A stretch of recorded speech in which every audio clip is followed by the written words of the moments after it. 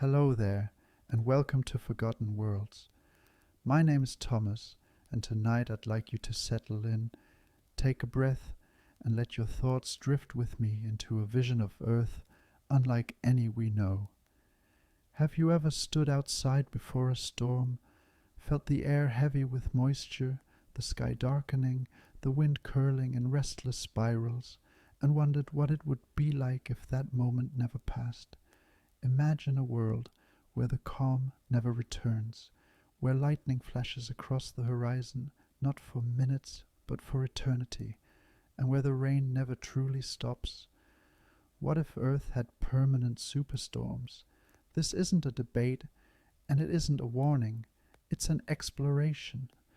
Together we'll wander into the science of storms, into the strange beauty of a planet forever caught in motion, and into the dreams and myths of civilizations shaped by endless tempests, not rushing to answers, not forcing conclusions, just following the question like a trail of thunder rolling across the sky.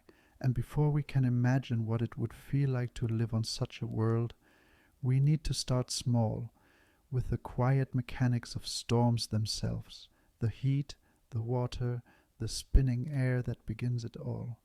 Storms are born out of imbalance. At their heart, they are nature's attempt to smooth out differences, to move heat from one place to another, to carry water from sea to sky and back again. Think of them as the earth breathing, but with great sighs that ripple across oceans and lands. When the sun warms the surface of the planet, that energy does not spread evenly. Some regions grow hot while others remain cool. The equator, drenched in direct sunlight, gathers more warmth than the poles. Oceans soak up that energy like vast reservoirs, holding it in their depths.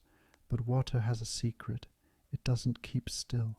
Heated water evaporates, and as it rises, it carries moisture into the sky. There, the air cools, and that vapor condenses into clouds. Each droplet forming releases a burst of hidden heat, fueling the system further, like logs thrown into an already roaring fire. This is the quiet beginning of a storm, invisible differences in the temperature and pressure pulling on the air until it moves. At first the winds are gentle, but as more heat flows upward and more water vapor condenses, the cycle feeds itself. It spirals. A storm is not just rain. It is energy in motion, energy that refuses to rest. Over the oceans, where warmth is plentiful, this dance can grow far larger. Tropical waters, heavy with heat, become the cradle of hurricanes and cyclones. Picture them forming far from shore, a patch of warm sea, the air above it rising, spiraling, growing. The Earth's rotation twists these currents, bending them into a spinning wheel of clouds. With every rotation, they tighten, faster, stronger, until what began as scattered thunderstorms has become a vast vortex stretching hundreds of kilometers across. Step back for a moment and imagine looking at one from space, a perfect spiral of white, the eye calm at the center, the arms reaching outward like a galaxy on Earth's surface. Wind howls around it, rain lashes in unbroken sheets, waves rise and fall in answer to its pull. This is the hurricane at its peak, both terrible and strangely beautiful, a reminder of how much energy is stored in the meeting of ocean and sky. On our Earth, storms rise and then fade. They spend their fury, crash against land, lose their fuel when the ocean warmth slips away beneath them. But what if that balance never returned?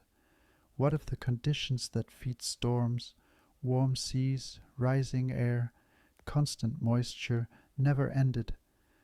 Perhaps in such a world there would be no pause, no season of calm. With oceans always warm and the atmosphere always unstable, storms would not be fleeting visitors. They would be permanent residents, growing and colliding, tearing across the globe in endless succession. You could step outside and never see a still horizon again. It's worth pausing to think about the physics of that. Right now, Earth's climate is a shifting conversation between land, sea, and air. Heat builds, storms form, energy disperses, and balance is restored, at least temporarily. But if something altered that balance, say a planet tilted differently, or oceans heated more than they cooled, storms might not die. They might find a way to sustain themselves, feeding endlessly on the energy provided. Maybe such storms would anchor themselves to regions, locked in place by geography and currents, like Jupiter's great red spot, which has raged for centuries without pause. Or perhaps they would roam, chasing warmth across the surface, weaving belts of destruction around the equator, leaving no region untouched. Imagine standing in such a place. The sky above never clears. Clouds boil upward in towers higher than mountains. Lightning flashes without rhythm or end, and rain falls so often that the concept of dry is forgotten. The very air tastes of water and electricity. The storm is no longer an event, it is the climate itself. And so, storms, which we now treat as interruptions, would become the rule. The science tells us that all they need is fuel, and the imagination suggests, what if the fuel never ran out? When you look beyond Earth and turn your gaze toward the gas giants, you can glimpse a preview of what endless storms might become. Jupiter carries within its atmosphere a scar of motion that has raged for at least 3 centuries, the Great Red Spot. It is a vortex larger than our entire planet, a cyclone so immense that you could drop Earth into it and still have clouds swirling around the edges. It does not fade, it does not rest, it simply endures, locked by the balance of forces within Jupiter's layered atmosphere. Now imagine Earth remade in that image, not as a world of passing tempests, but as one of permanent cyclones, each anchored to regions where heat, air currents, and geography keep them spinning. The Atlantic might hold a storm that never dies, its eye circling endlessly between continents. The Pacific might grow a gyre of clouds so vast that its winds stretch unbroken from horizon to horizon.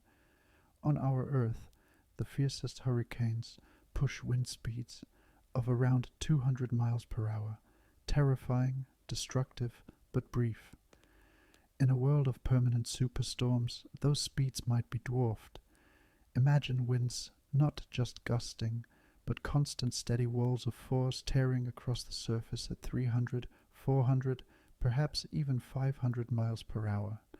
A planet where air itself has weight enough to carve stone and bend steel. And in that ceaseless motion, the atmosphere would no longer resemble the one we know. Today, jet streams thread across the globe, guiding weather systems in bands. But if storms never ended, those threads might twist into ropes of energy, looping storms together, welding them into planetary belts of fury.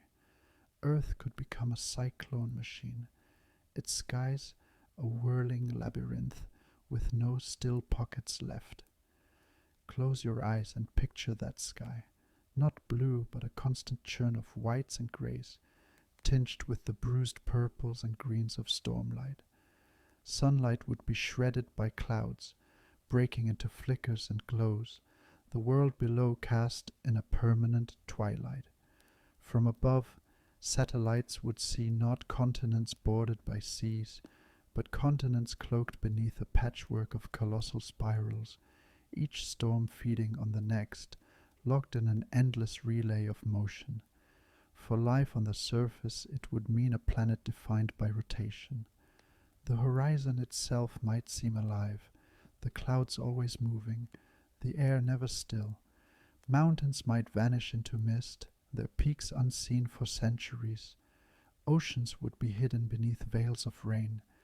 Even the ground would tremble with the force of winds that never tire.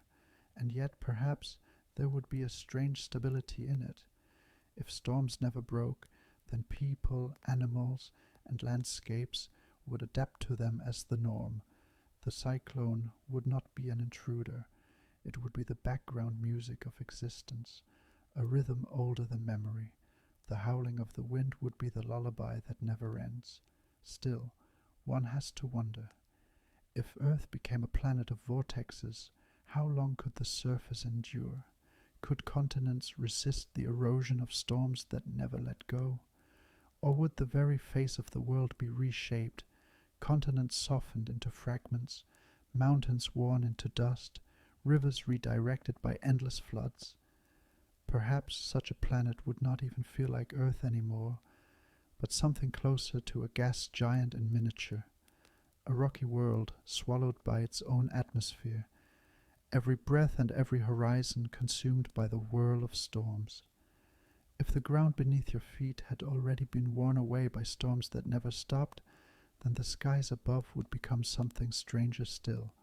On today's Earth, there are moments of pause, clear mornings after rain, crisp autumn days when the air seems still, or nights where stars spill out unhindered across a velvet dark.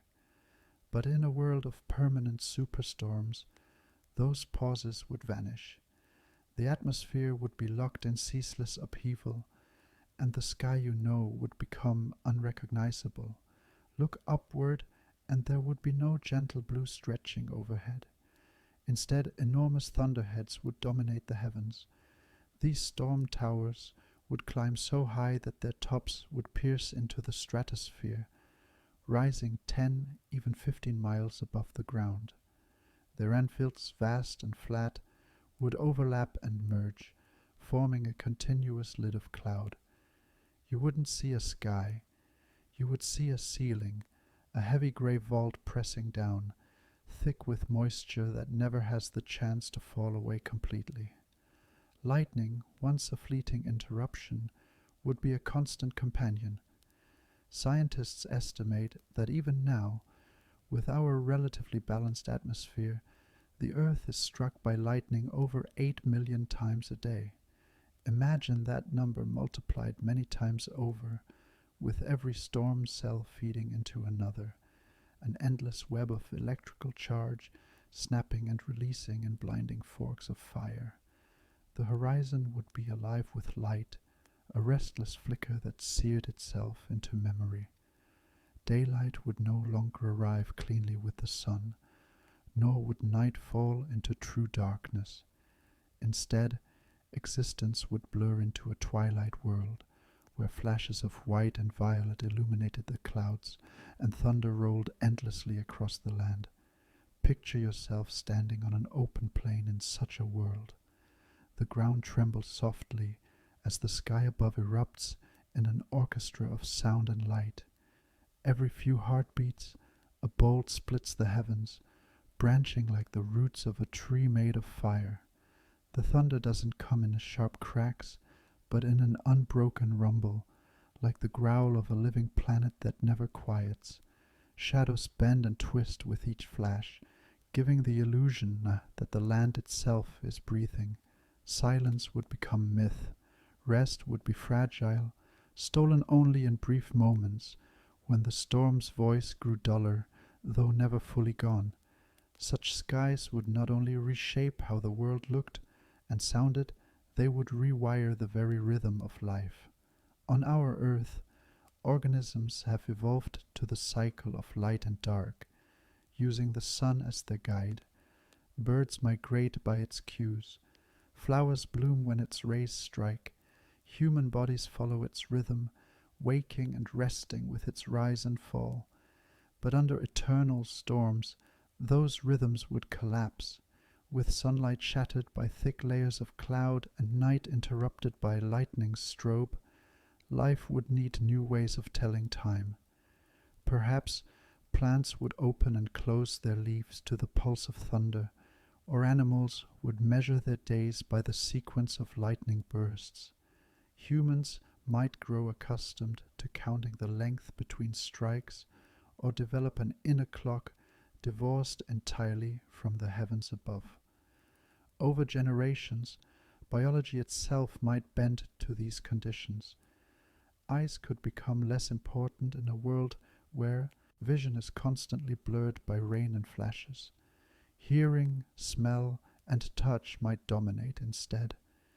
Imagine people whose ears evolved to detect the subtle shifts in thunder's tone, or whose skin could sense the rise in static before lightning struck. The storm would not simply surround life, it would live within it, shaping senses, instincts, and even culture. And in such a world, the very idea of calm skies would fade from memory. Children would grow up never having seen the color blue overhead, never having felt the full warmth of sunlight streaming unbroken onto their skin. The word sunlight itself might become myth, passed down in old songs describing a brightness so steady and warm that it feels impossible to believe. Perhaps some would insist it was only a story, a dream invented by ancestors who longed for peace. What would that do to the human spirit? On our earth, we often look upward for reassurance, for the comfort of a clear morning, for the inspiration of stars scattered across a night sky. In a world of unending storms, the sky would not soothe, it would dominate. It would remind every creature, every day, that the world above is restless, alive, and unyielding. The heavens would no longer be a backdrop. They would be the central drama of existence, a cathedral of cloud and lightning, vast and echoing, shaping the rhythm of every breath and every thought beneath it.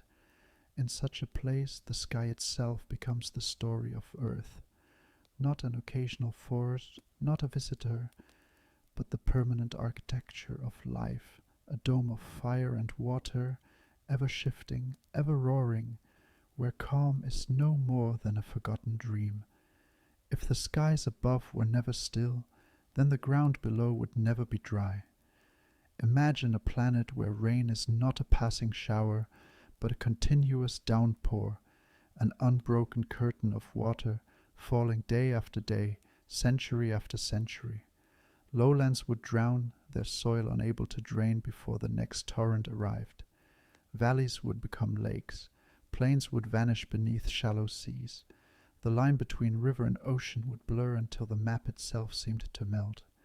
On our earth, rivers flood when storms linger too long, or snow melts too quickly.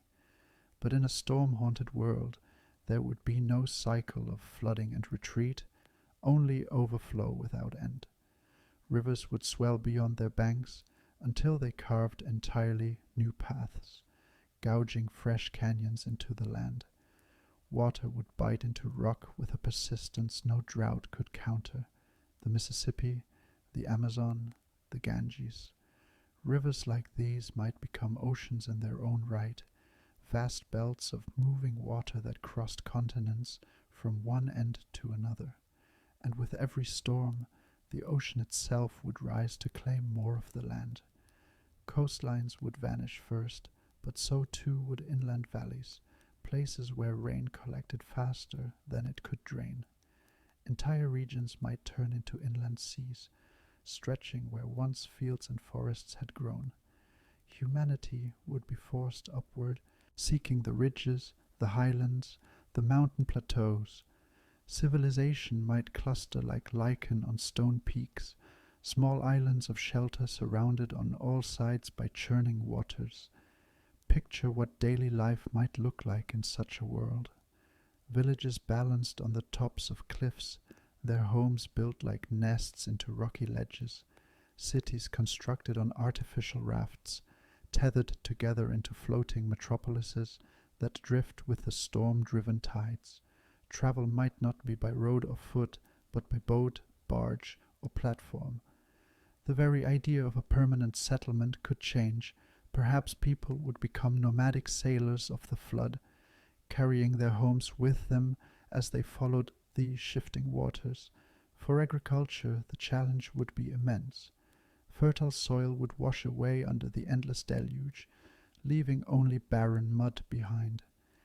Traditional farming might vanish altogether, replaced by floating gardens, hydroponic rafts, or underground chambers where seeds could grow away from the storm's assault. Rice, which thrives in standing water, might become the global staple, but even it could be drowned by depths too great. Humanity would have to innovate or starve, forced to learn how to grow food in conditions where rain never paused. The soundscape of this world would be as relentless as its skies. The constant hiss of rain, the roar of rivers swollen beyond recognition, the distant thunder of waterfalls cascading where mountainsides collapsed beneath the weight of water. Silence would no longer exist. The earth would speak always in liquid voices, reminding its inhabitants that water was no longer a gift, but the ruling force of life. And yet, even within that drowning chaos, life would adapt. Fish might swim where cities once stood. Amphibians could flourish in landscapes too wet for mammals. Humans, too, might evolve subtle changes: stronger lungs for damp air, thicker skin against constant moisture, instincts tuned to the rhythm of flood and flow. Culture would remember dryness the way we now remember myth, stories of deserts of fire, of landscapes where water was scarce and precious. To the storm-born, such tales would sound like fantasy. A planet of endless rain would not merely reshape its geography, it would reshape time itself. Seasons would disappear, replaced by the monotony of storm. Children would grow old, never having seen a clear horizon.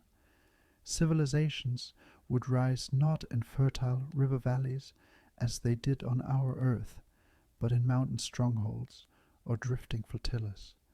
Humanity would become a species of survivors, not conquerors, learning not to command the land, but to cling to what little remained above the flood. If the rivers and valleys of such a world were overwhelmed, then the oceans would become something altogether more terrifying. On our earth, the sea is already restless, its tides pulled by the moon, its surface stirred by passing winds.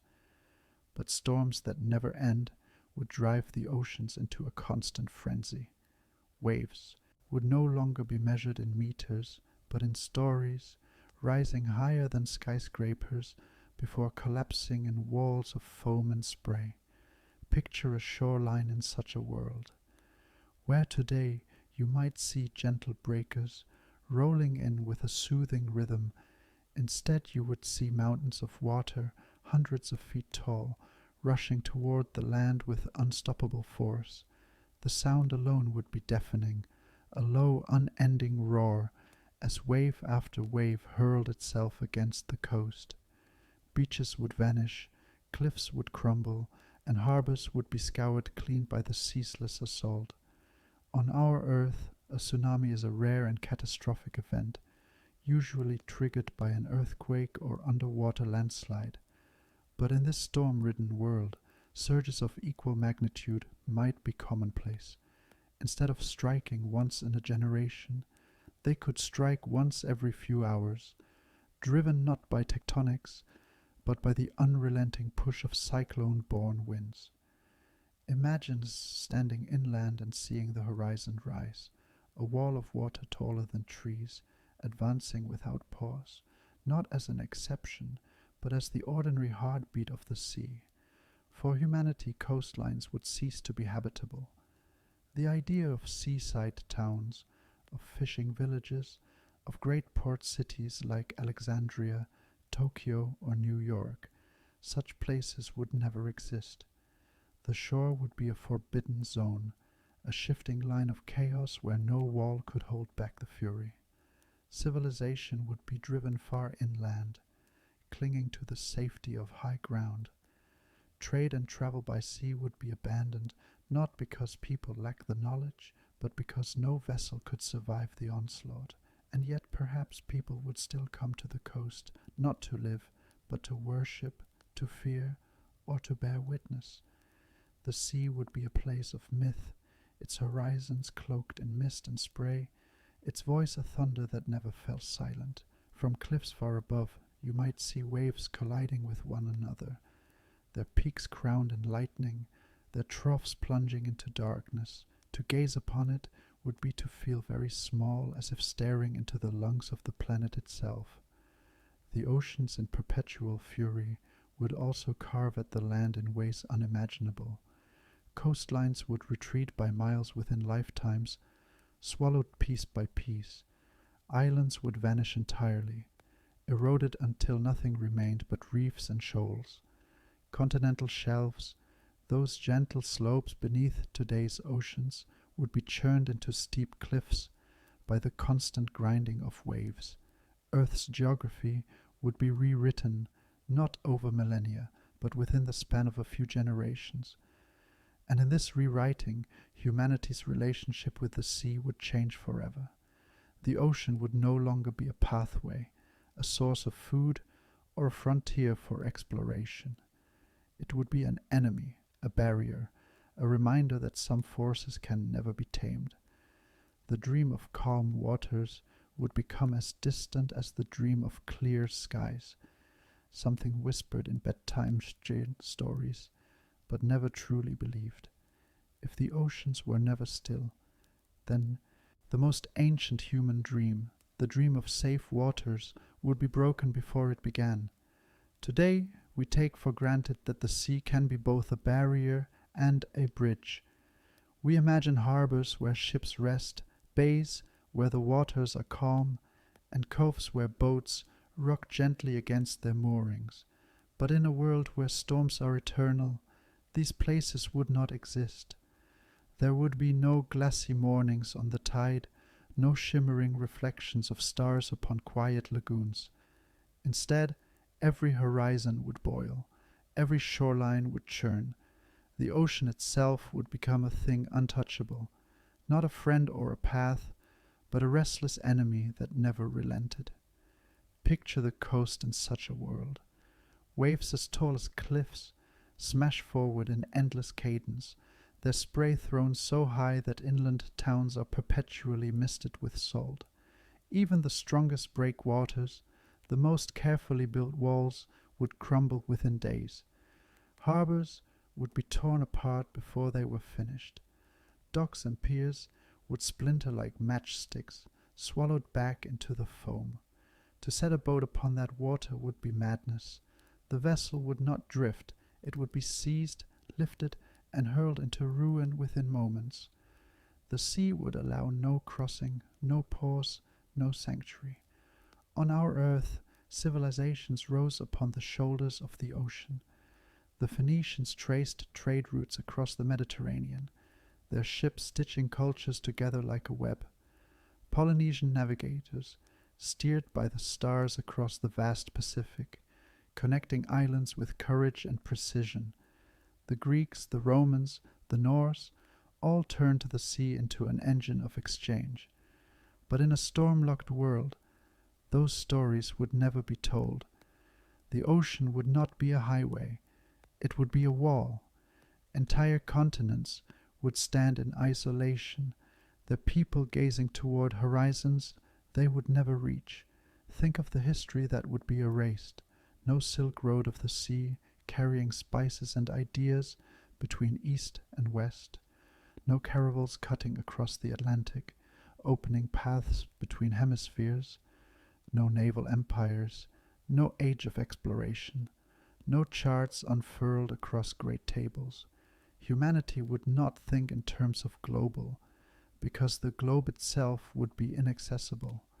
The world would be divided into fragments, each civilization isolated in its own storm-racked basin, each believing itself to be the only story worth telling. Even survival along the coast would be fraught. Fishing, one of humanity's oldest partnerships with the sea, would be almost impossible. Nets would be torn apart in the furious surf. Small boats, those fragile lifelines of sustenance, would capsize before they reached open water.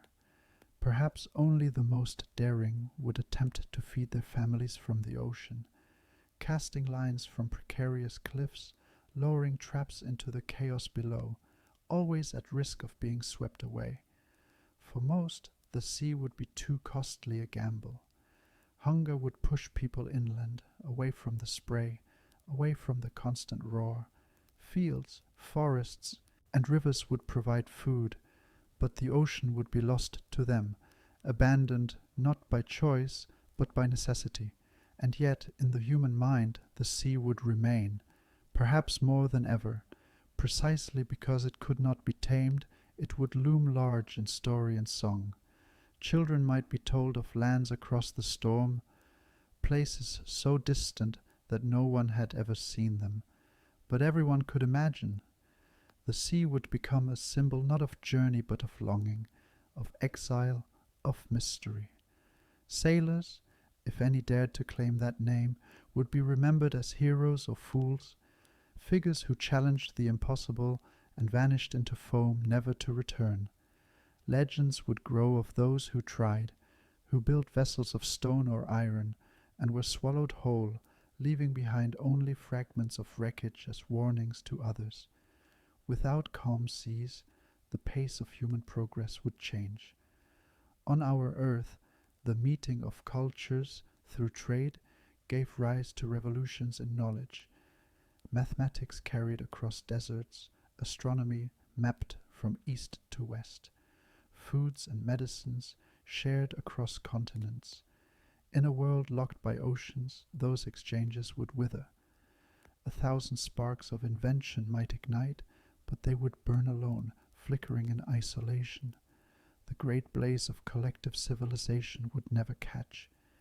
Humanity would remain scattered, each culture confined to its refuge, its innovations hemmed in by walls of storm.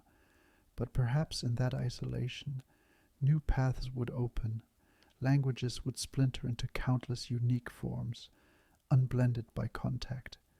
Mythologies would flourish, rooted deeply in the local landscape, each imagining the storm differently, some as a god of wrath, some as a mother of renewal, some as an eternal prison that no prayer could break. And within those myths, the sea would always hold a special place, not as a source of wealth or conquest, but as a force of fear, a boundary as sacred as it was violent. In such a world, the ocean would no longer be a thread binding humanity together. It would be a gulf, a divider, a constant reminder that there are forces no wall can hold and no technology can master. Cultures would grow like islands in the storm, distant, lonely, self-contained, each one sculpted not only by its own land, but by the roaring waters it could never cross.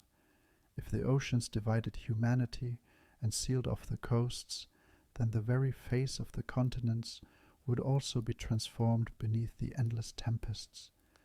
Mountains, which on our earth rise slowly over millions of years as tectonic plates collide, would find themselves under constant assault. Every ridge, every crag, every peak would be beaten by wind and water until they wore down almost as quickly as they emerged.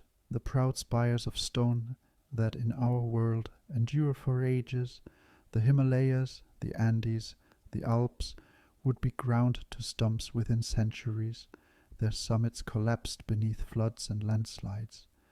The earth's skeleton itself would soften, its jagged edges worn smooth by the storm's relentless hand. Deserts, those dry expanses where the sky withholds its rain, would not survive either. In a climate where storms roamed without pause, even the most arid landscapes would be swallowed by water.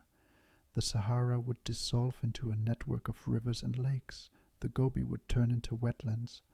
Dust would vanish under moss and rushes, sand buried beneath layers of sediment carried in from far away. The very word desert might vanish from language, remembered only as an ancient idea of dryness that no living soul had ever known. Rivers, too, would no longer carve patiently over millennia. With rainfall constant, they would tear across continents with ferocity, gouging deep canyons in a fraction of the time. What takes thousands of years today, the Grand Canyon's slow sculpting by the Colorado, might happen in mere centuries. Landscapes would be rewritten not by tectonic drift or glacial creep, but by the ceaseless hammering of storm. Valleys would collapse, plains would split open, and entire mountain chains could vanish under torrents of erosion before they had the chance to define a horizon. Imagine what it would feel like to walk across such a land. Hills would shift underfoot, their slopes unstable from endless saturation. Forests would cling desperately to mud-softened soil, their roots tearing loose in waves of mudslides. Lakes would appear and disappear in the span of a lifetime, swelling when storm belts lingered overhead and vanishing when winds shifted them elsewhere. The map of Earth would no longer be a stable guide. It would be a living, shifting thing, continents reshaping themselves while people tried to cling to the scraps of high ground left above the chaos. For humanity, this constant reshaping would mean that permanence itself was an illusion. Cities carved into the side of a hill might find themselves swallowed by landslides a generation later. Villages built in valleys might be drowned beneath rising floodplains before their stones had weathered. Even mountain fortresses would not last, their ridges gnawed away by lightning-split rockfalls and rivers carving at their bases. Survival would mean mobility, not permanence. To live in such a world would be to accept that the land beneath you was never truly yours, that it belonged always to the storm, and it could be taken back at any time. Perhaps most striking of all would be the speed of change. On our Earth, we take comfort in the slow pulse of geology, in the knowledge that mountains rise and fall too slowly for us to notice. But in a world of permanent storms, continents themselves could shift their faces within the memory of a single lifetime. A child might grow up beneath a mountain that by the time they were old had been washed to rubble and replaced by a valley. A river might run one way for centuries, and then, in a single flood, carve itself a new channel across the land. The earth would no longer feel ancient and steady. It would feel restless, immediate, alive in its transformations. In such a landscape, culture would adapt. Stories might not speak of eternal homelands, but of journeys, migrations, and the inevitability of loss. Maps would be more like diaries, recording what once was, rather than predicting what would last. And humanity, instead of claiming dominion over the land, would learn to live in humility, knowing that the storm-shaped earth was always in motion, always ready to erase whatever had been built upon it. If the land itself was never steady, then the thin skin that makes life possible, soil, would suffer most of all. On our earth, fertile ground is built grain by grain, shaped over centuries by the patient work of wind, water, and life. But in a world where storms never rest, that quiet accumulation would be undone. Rainfall would not nourish fields, it would scour them, washing away the nutrients before crops could take hold. Floods would tear across valleys, stripping the earth bare, leaving behind gravel and stone where once there had been loam and clay. Imagine the challenge this would pose for early farmers. The first seeds pressed into the ground would be drowned before they could sprout. Young plants, their stems tender and green, would be shredded by hail the size of fists, their leaves shredded by winds that never slackened. Harvest would become a gamble stacked against survival. The quiet miracle of agriculture, plants growing steadily in place, waiting for the hand of harvest, would collapse beneath the weight of endless storm. And yet, necessity would drive new forms of ingenuity. Humanity, denied the stable fields of Mesopotamia, the Nile, or the Indus, would search for other ways to coax life from the land. Perhaps crops would be grown on floating platforms, rafts lashed together and tethered in sheltered lakes, their roots dangling into nutrient-rich water. These drifting gardens could rise and fall with the floods, bending but not breaking beneath the storm's assault. Imagine great flotillas of greenery, a patchwork of vegetables and grains swaying on restless waves, tended by people who learned to move with the rhythm of the storm rather than against it. Others might burrow downward, retreating into the ground where the tempest's reach was muted. Underground farms, lit not by the absent sun but by the glow of captured lightning or fires fueled by storm-driven winds, could sustain small communities. Crops might grow in sheltered caverns, tended carefully and rows of soil carried inside before it was washed away. Water would never be lacking, though it would need to be tamed, channeled, filtered, held back by clever engineering to avoid drowning the seeds it was meant to feed. Such methods would shape culture as surely as they shaped diet. Food would be precious, sacred, every bite a testament to survival against impossible odds. Feasts would not celebrate abundance but endurance. The few ears of grain harvested from a floating raft, the roots pulled from hidden gardens, the fruits coaxed from plants that clung stubbornly in storm-beaten niches. Perhaps entire rituals would form around the planting of crops, prayers whispered not to gods of sun and rain, but to the storm itself. Pleas for mercy, for restraint, for one season, where seeds might be allowed to grow in peace. The soil of such a world would not be a patient partner. It would be a battlefield, one that people crossed daily, knowing it might betray them with a flood or landslide. Farming would be less about possession and more about constant reinvention, moving with the land as it shifted, salvaging what remained when storms stripped it bare. And yet, even here, humanity might find resilience, for though the storm would rob the earth of calm, it would also circulate nutrients with every flood, scattering minerals across the land. In the chaos, fertility might come in bursts, sudden windows when the ground briefly replenished, allowed for a harvest before the waters rose again. To live in such a world would mean watching for these openings, seizing them quickly, and building a way of life around fleeting chances. Agriculture, then, would not be the steady foundation it became in our history. It would be a fragile art, a shifting practice, one that mirrored the storm's own unpredictability, and in adapting to it, humanity would become not masters of the soil, but its eternal companions, always bargaining, always enduring, always finding ways to coax life from ground that never ceased to change. If human beings were forced to reshape their habits in order to survive the storm's hunger, then the animals of earth would be shaped even more profoundly by its unyielding presence. Evolution, after all, is not a gentle sculptor. It is a relentless editor, trimming away what cannot survive and amplifying what can. In a world where the air is always restless and the ground is always wet, creatures would carry the storm in their very bones. Think first of movement.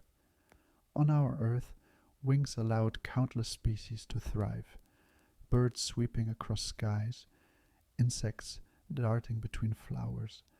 But in a world of perpetual cyclones, flight would be a liability. A creature lifted into the air could be dashed to the ground, torn apart, or carried miles from its nest. Over time, wings might shrink and vanish. Birds would become ground dwellers, heavy-boned and strong-legged, their feathers adapted not for soaring but for insulation against rain and cold winds. Insects might lose their delicate wings altogether, clinging instead to plants and soil with armored shells, more beetle than butterfly. Burrowing would become a universal refuge. The earth beneath the storm, though unstable, would still offer more safety than the surface. Animals might retreat into warrens and tunnels, building elaborate underground societies where the sound of thunder was only a distant murmur. Mammals could evolve like moles and badgers, with claws made for digging and lungs adapted to stale air. Amphibians, already comfortable in damp environments, might dominate, their slick bodies thriving in flood-swollen landscapes. Even reptiles, which today bask in sunlight, might shrink and harden, turning into creatures of mud and stone, blending into their shelters beneath the storm. Armor, too, would spread. Soft skin would be too vulnerable to hail, and debris hurled by constant winds. Instead, scales, shells, and thick hides would be favored. Imagine herds of squat, turtle-like grazers scuttling across storm-battered plains, their domed shells shedding water like the roofs of living fortresses. Picture predators built low to the ground, their bodies shielded with plates of bone, their eyes small and protected beneath heavy ridges. In a world of storms, fragility would be erased and resilience would be etched into flesh. Some species might even evolve in direct partnership with the storm itself. Perhaps there would be animals that could sense shifts in pressure and electricity far more acutely than any we know today. Creatures whose whiskers or antennae detected the charged air before lightning struck, giving them precious seconds to shelter. Others might develop waterproof skin, or even the ability to hibernate through the worst cycles, withdrawing into stasis until the storm's rage slackened for a moment. And then there is the question of scale. In our world, calm skies allowed giants to flourish, dinosaurs once towered over forests, whales grew immense in calm seas. But under permanent storms, size might become a burden. Smaller, stockier forms would dominate, bodies better suited to resisting wind and finding cover. A world of storms might be one of small armored hardy creatures, rather than soaring giants or fragile titans. Imagine walking through such a world. The landscape is alive with rustling, scurrying, digging, creatures that vanish underground at the first tremor of thunder. The forests, if they exist, are filled not with birdsong, but with the muted sounds of ground-dwelling animals, their movements muffled by rain. The great predators, armored and low, stalk through mud rather than grass, their eyes adapted to flickering light. Insects, thicker and tougher, crawl instead of fly, their shells gleaming wet under constant storms. Life would not vanish under the storm's assault, but it would change beyond recognition, carrying the mark of the tempest in every adaptation. And so, evolution in the storm age would not favor the graceful, the delicate, or the soaring. It would favor the hidden, the armored, the enduring. In this way, even nature itself would become a reflection of the storm, not beautiful in fragility, but powerful in survival. Every creature a quiet echo of the tempest that shaped it. If the animals of the storm age were forced to burrow and armor themselves, then the plants of that world would face an even harsher trial. Unlike animals, they cannot run, cannot dig, cannot flee. They must stand where they grow, and in a land where the wind never rests and the rain never ceases, only the most stubborn and storm-proof vegetation could endure. Picture the forests as we know them, the tall pines reaching skyward, the towering redwoods of California, the broad sprawling canopies of the Amazon. Now imagine those same giants under the lash of constant hurricanes. Their trunks would snap like matchsticks. Their roots, no matter how deep, would be torn from the soaked ground. Their crowns, once proud, would be stripped bare by hail and shredded by lightning. In such a world, the age of towering forests would end before it began. Instead, the plant kingdom would adapt by turning small, tough, and unyielding. Trees would become stunted, hugging close to the ground, their branches thick and twisted like fists against the wind. Leaves would shrink to needles or tough mats, minimizing the surface area that could be torn away by storms.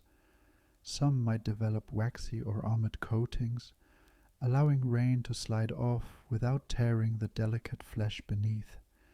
Entire landscapes would be covered not in forests, but in stormproof carpets of vegetation, low-clinging life that could bend without breaking. Grasses, mosses, and hardy shrubs would dominate. Their roots would knit into the soil like nets, holding earth in place even as the rains tried to strip it away. In the wetlands, left by endless flooding, mats of floating plants might spread across the water's surface, forming living rafts that drift with the storms.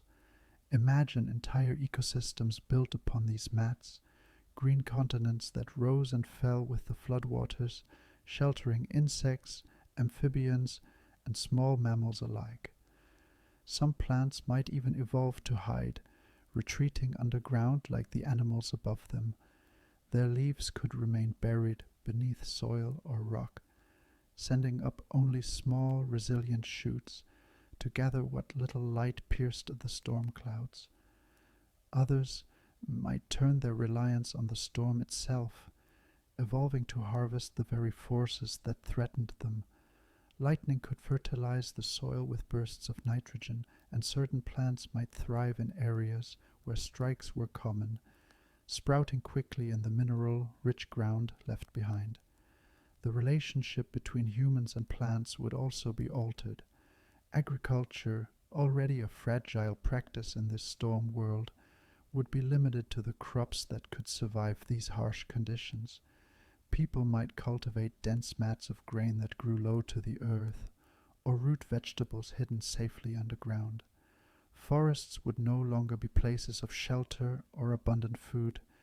They would be sparse, gnarled, and storm-twisted, reminders of what once was. Wood would be scarce, forcing humans to rely on stone, bone, or salvaged vegetation mats for fuel and building. And yet, even in this bleak vision, beauty would endure. Imagine hillsides covered not in tall trees, but in sweeping carpets of silver-green grass, rippling endlessly in the wind like living oceans. Picture fields of storm-adapted flowers, their petals tough as leather, glowing faintly in the dim storm-filtered light. The landscapes would be alien compared to the forests and gardens we know, but they would still carry a strange resilience, a quiet defiance in the face of endless storms. The earth, blanketed in such storm-proof vegetation, would look different from space itself. No longer a patchwork of deep forests and deserts, it would be cloaked in muted greens and grays, a softer but hardier skin stretched across its continents. A world redefined by storms, its life bowed low but unbroken, stubbornly clinging to existence under skies that never knew calm. When storms become not interruptions, but the very climate of Earth, the human body could not remain as it is. Evolution does not wait for permission. It answers to pressure, to need, to the quiet arithmetic of survival. In the storm age, it would sculpt us into shapes that could endure the chaos. The human form, which today carries the imprint of calmer skies and fertile plains, would be reforged by wind and rain, lightning and flood. We would not merely adapt our tools or our homes, we would adapt ourselves. The first battleground would be the lungs. The air of a storm-racked earth would be heavy, thick with vapor, dust, pollen, and salt whipped from endless oceans. Breathing would become a challenge as constant as hunger. To endure it, lungs would swell in capacity, ribs widening into deeper cages. Chests would rise broader, the diaphragm thickening into a muscle that worked tirelessly against the storm's pressure. Each breath would be slower, heavier, more deliberate, an anchor against the chaos outside. Oxygen would be pulled from the air with ruthless efficiency, keeping bodies strong even as the atmosphere churned with debris. Eyes, delicate windows to the world, would face a more violent fate. In the whipping winds, every raindrop becomes a needle, every grain of sand a weapon. Lightning, flashing without pause, would turn darkness into searing brightness. To protect against this, humans might grow a nictitating membrane, a second eyelid, translucent and tough, sliding across the eye like a visor. This shield would allow vision in the middle of torrents, keeping dust and hail at bay. Pupils too would change. Where our eyes now take seconds to adjust, from light to dark, storm-forged eyes might shift instantly, narrowing to slits against lightning, or widening wide to catch what little glow filtered through the clouds. Even color perception could be altered. Instead of rich palettes of blues and yellows, eyes might learn to detect subtler tones of gray, green, and silver, the colors of stormlight, the hues that matter when the sun itself is hidden. The body's frame would change as well. In high winds, tall and slender shapes become liabilities, bending and breaking under pressure. Over generations, height would shrink. Humanity would grow shorter, stockier, with dense bones anchoring them to the ground. Muscles would coil thick around compact frames, designed not for elegance but for unyielding strength. Feet might widen, toes spreading slightly to grip wet, uneven terrain. Hands could thicken, fingers curving into stronger grips, each calloused by necessity. Skin, constantly battered by rain and hail, would grow tougher, oilier, better able to shed water. Cuts and bruises would heal faster, evolution sharpening our resilience against a world where minor wounds could otherwise prove fatal. Hair would take on new importance. In our world, it often grows for display, for insulation, or for nothing more than ancestral echoes. But in the Storm Age, hair might grow coarse, heavy, water-resistant, clinging to the skull like a natural helmet. On the body, it could thicken into a pelt that kept warmth close when winds stripped heat from the skin. In colder storm belts, it might grow long and layered, while in warmer climates it could remain bristled, channeling rain away from the body in streams. The face would evolve into something sturdier, more shielded against the storm. Noses would shrink and flatten, less likely to be broken or filled with water. Ears might grow smaller, tucked close to the skull, their openings protected by folds of cartilage. Cheekbones and brows could thicken into ridges, protecting eyes from flying grit. Even jaws might become stronger, not only for eating tougher, storm-hardened foods, but for speaking loudly in the roar of wind and voices. How they would change. Thunder would never allow whispers. Communication would demand resonance. The human larynx might deepen, producing voices that carried like horns across the storm. Songs and speech alike would grow lower, richer, booming with tones that could travel through walls of rain and across howling winds. In such a world, language itself could evolve around sound that cut through chaos. Short, sharp syllables, resonant chants, words spoken less for beauty and more for clarity in the storm. Speculative though it may be, one can picture the storm human clearly, compact and muscular, with a barrel chest, a lowered stance, and wide gripping feet. Their eyes shine green-gray in the dimness, veiled by clear lids, quick to adjust from lightning's glare to thunder's shadow. Their voices rumble like drums, their hair is heavy and water-shedding, their skin oiled against the endless rain. They are not fragile beings waiting for the storm to end. They are born of it, shaped by it, made to walk where others would fall. Yet perhaps the greatest change would not be visible on the surface. Constant storms would demand unshakable endurance. Bodies would develop slower metabolisms, conserving energy when food was scarce. Muscles would resist fatigue, tuned for long labor rather than bursts of speed. Pain tolerance might rise, nerves dulling to withstand the endless battering of wind, the constant ache of cold and wet. The human spirit itself would grow heavier, steadier, not easily swayed, because every heartbeat would be proof of survival against impossible odds. The humanity of the storm age would not be weaker for these changes. It would be different, forged in a crucible of chaos, stripped of excess and shaped into resilience. The storm would not just shape their environment, it would be written into their physiology, etched into their very being. A living testament to Earth's refusal to surrender, reflected in the species that refused to vanish beneath the endless sky. If the human body became storm-forged, then human society would follow.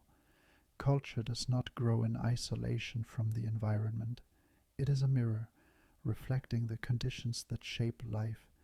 In the storm age, survival would not be a backdrop to culture. It would be its foundation.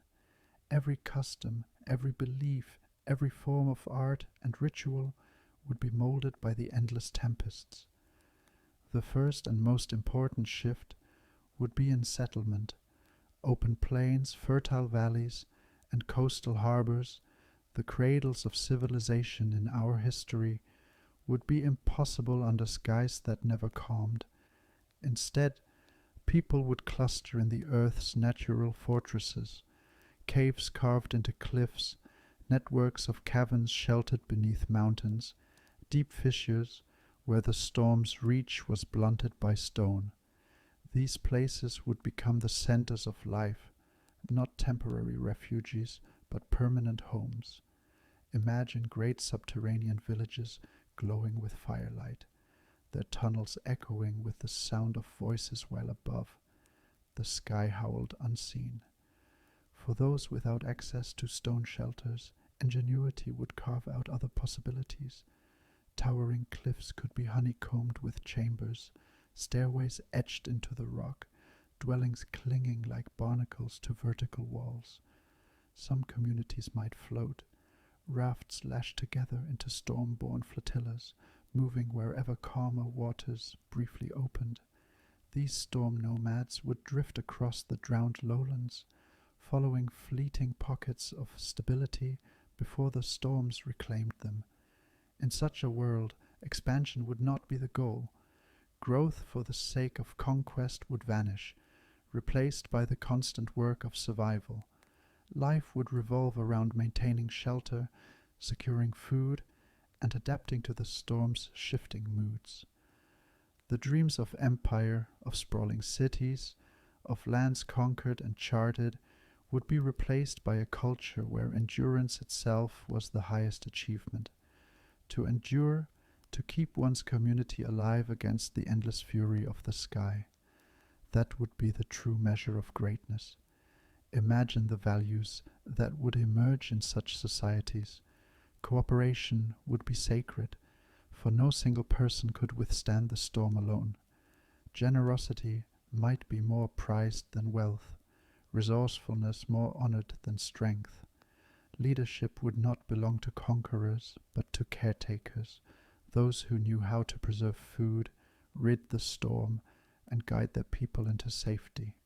Heroes would not be warriors, they would be navigators, engineers, farmers, and storytellers, the keepers of knowledge that allowed humanity to endure. Religion and myth, too, would be transformed. In our history, many cultures saw the storm as a messenger, a voice of gods. In a world where storms never ended, divinity would be inescapable. Every lightning bolt would be a commandment, every rumble of thunder a reminder. Some cultures might worship the storm itself as the supreme power, eternal and unchallengeable. Others might imagine deities hidden within it, gods of wind and rain, spirits of thunder and flood, guardians who could be appeased with offerings. Still others might see the storm as an enemy, a curse upon the world, something to be endured but never embraced. Art would reflect this, carved not in fragile materials that the storm could sweep away, but etched into stone walls deep underground. Murals might show figures standing against the wind, or visions of calm skies that no living person had ever seen but everyone longed for. Music would echo the storm itself, deep, resonant, percussive, designed to carry through thunder's roar. Storytelling would be the anchor of culture, tales of survival passed down through generations, teaching children not only who they were, but how to endure what was coming. Even time itself would be redefined. With no true day or night, no seasons of calm and storm, calendars would become meaningless. Instead, people might measure time in cycles of flood and drought within their shelters, or in the patterns of lightning that struck at irregular but familiar rhythms. Life would not be a march toward expansion, but a spiral of endurance, a rhythm of survival repeating across generations. Speculatively, one can imagine two paths for humanity under such skies. Some might remain rooted, building strongholds in mountains and cliffs, carving permanence out of stone. Others might embrace nomadism, becoming wanderers of the flood and storm, always moving, always seeking. These storm nomads would be masters of mobility, living in floating or portable dwellings, their culture shaped by constant motion. For them, stability would not be home. Home would be wherever the storm allowed them to rest, if only for a moment. In this way, human culture in the storm age would be smaller, humbler, but perhaps stronger. It would carry no illusions of dominion over the earth, no dreams of bending nature to its will. Instead, it would live with the storm as an eternal companion, feared, respected, endured. Survival would not be the absence of culture, it would be its very soul. If culture was bent toward endurance, then architecture would become its most visible expression. Buildings are more than walls and roofs. They are statements about how a people understand the world around them. In our history, towers and temples reached upward, monuments to ambition, to visibility, to a confidence that the sky could be trusted to remain calm above them. But in the storm age, such structures would be impossible. Anything exposed to the open air would be torn apart in weeks, if not days. Surface cities would not survive. Instead, humanity would build inward and downward, seeking refuge in the bones of the earth itself. Mountains would become fortresses, honeycombed with chambers and tunnels, their stone walls thick enough to withstand the lash of wind and the pounding of rain. Underground rivers would be redirected through caverns, providing fresh water, while vast chambers would glow with firelight or with the pale gleam of storm-captured energy. Cities would be invisible from above, but immense below the surface, labyrinths where generations lived and died without ever seeing the open sky. These hidden cities would not be mere shelters. They would become entire civilizations. Imagine vast halls carved into limestone, their ceilings supported by pillars etched with storm motifs, spirals, waves, lightning bolts. Passageways would wind through the earth like arteries, connecting chambers where families slept, fields where underground crops grew, and sanctuaries where rituals honored or cursed the storm. In place of skylines, these cities would have stone horizons, the geometry of survival replacing the grandeur of open air. For those without mountains to retreat into, cliffs and canyons would become their fortresses. Homes could be carved directly into vertical rock faces, stacked like swallows' nests, linked by ladders, stairs, and rope bridges swaying in the wind. Here the storm would rage overhead, but the cliff walls would shield inhabitants from its worst. The sound of thunder would echo through the stone, a constant reminder that safety was relative, that only rock stood between life and the tempest. Surface structures, if they existed at all, would be temporary and utilitarian. Shelters thrown up quickly for hunting parties, outposts for storm nomads, scaffolds lashed together and abandoned when the winds grew too strong. No great temples or palaces would rise above ground, for the storm would shred them as soon as they dared to stand. Architecture would learn humility, low, hidden, compact, designed not to resist the storm, but to avoid its gaze. Speculatively, one can imagine entire civilizations thriving in these hidden labyrinths. Cities might sprawl beneath mountains for miles, unseen yet teeming with life. Networks of tunnels could connect one refuge to another, allowing trade and travel underground, while the surface remained impassable. Above ground, travelers would see only barren cliffs and empty valleys, but beneath their feet lay vast societies, entire nations concealed within stone. This secrecy might shape culture in unexpected ways. To live underground is to live in shadow, in confinement, where light is scarce and precious. Architecture would reflect that, mirrors and polished metals, channeling what little light existed, communal spaces designed around warmth and illumination. Perhaps entire festivals would be dedicated to light, where chambers glowed with torches or with the captured fire of lightning, brief moments when darkness was pushed back by human will. In this world, architecture would not celebrate dominance over nature.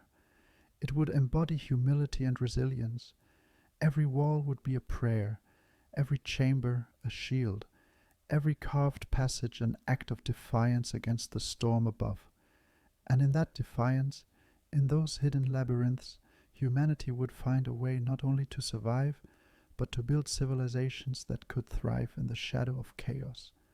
If architecture carved humanity into the earth for safety, then technology would become the means by which life was not only preserved, but made bearable beneath skies of unending violence. In our history, invention often sprang from ambition, voyages across oceans, machines to conquer distance, tools to dominate the environment. But in the storm age, that ambition would bend. Curiosity would not be erased, but redirected. Every device, every machine, every craft would exist for a single purpose, to endure the storm. Technology would not be a ladder reaching outward, it would be a shield drawn tight around fragile life. The storm itself would be enemy and resource in equal measure. Winds that ripped roofs away also carried unimaginable energy. Lightning, violent and sudden, contained power enough to melt stone. In desperation, humanity would learn to drink from the very tempest that sought to destroy it. Imagine vast turbines hidden in mountain clefts, their blades shaped not to resist the gale but to welcome it, channeling the endless winds into motion. Picture tall spires, braced by stone, reaching upward into clouds, not as monuments, but as lightning harvesters, catching each strike, bleeding its fire through conduits into underground batteries.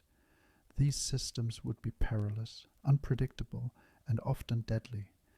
Yet without coal, without oil, without clear skies for solar energy, they would become lifelines. The storm would feed the very people it sought to unmake.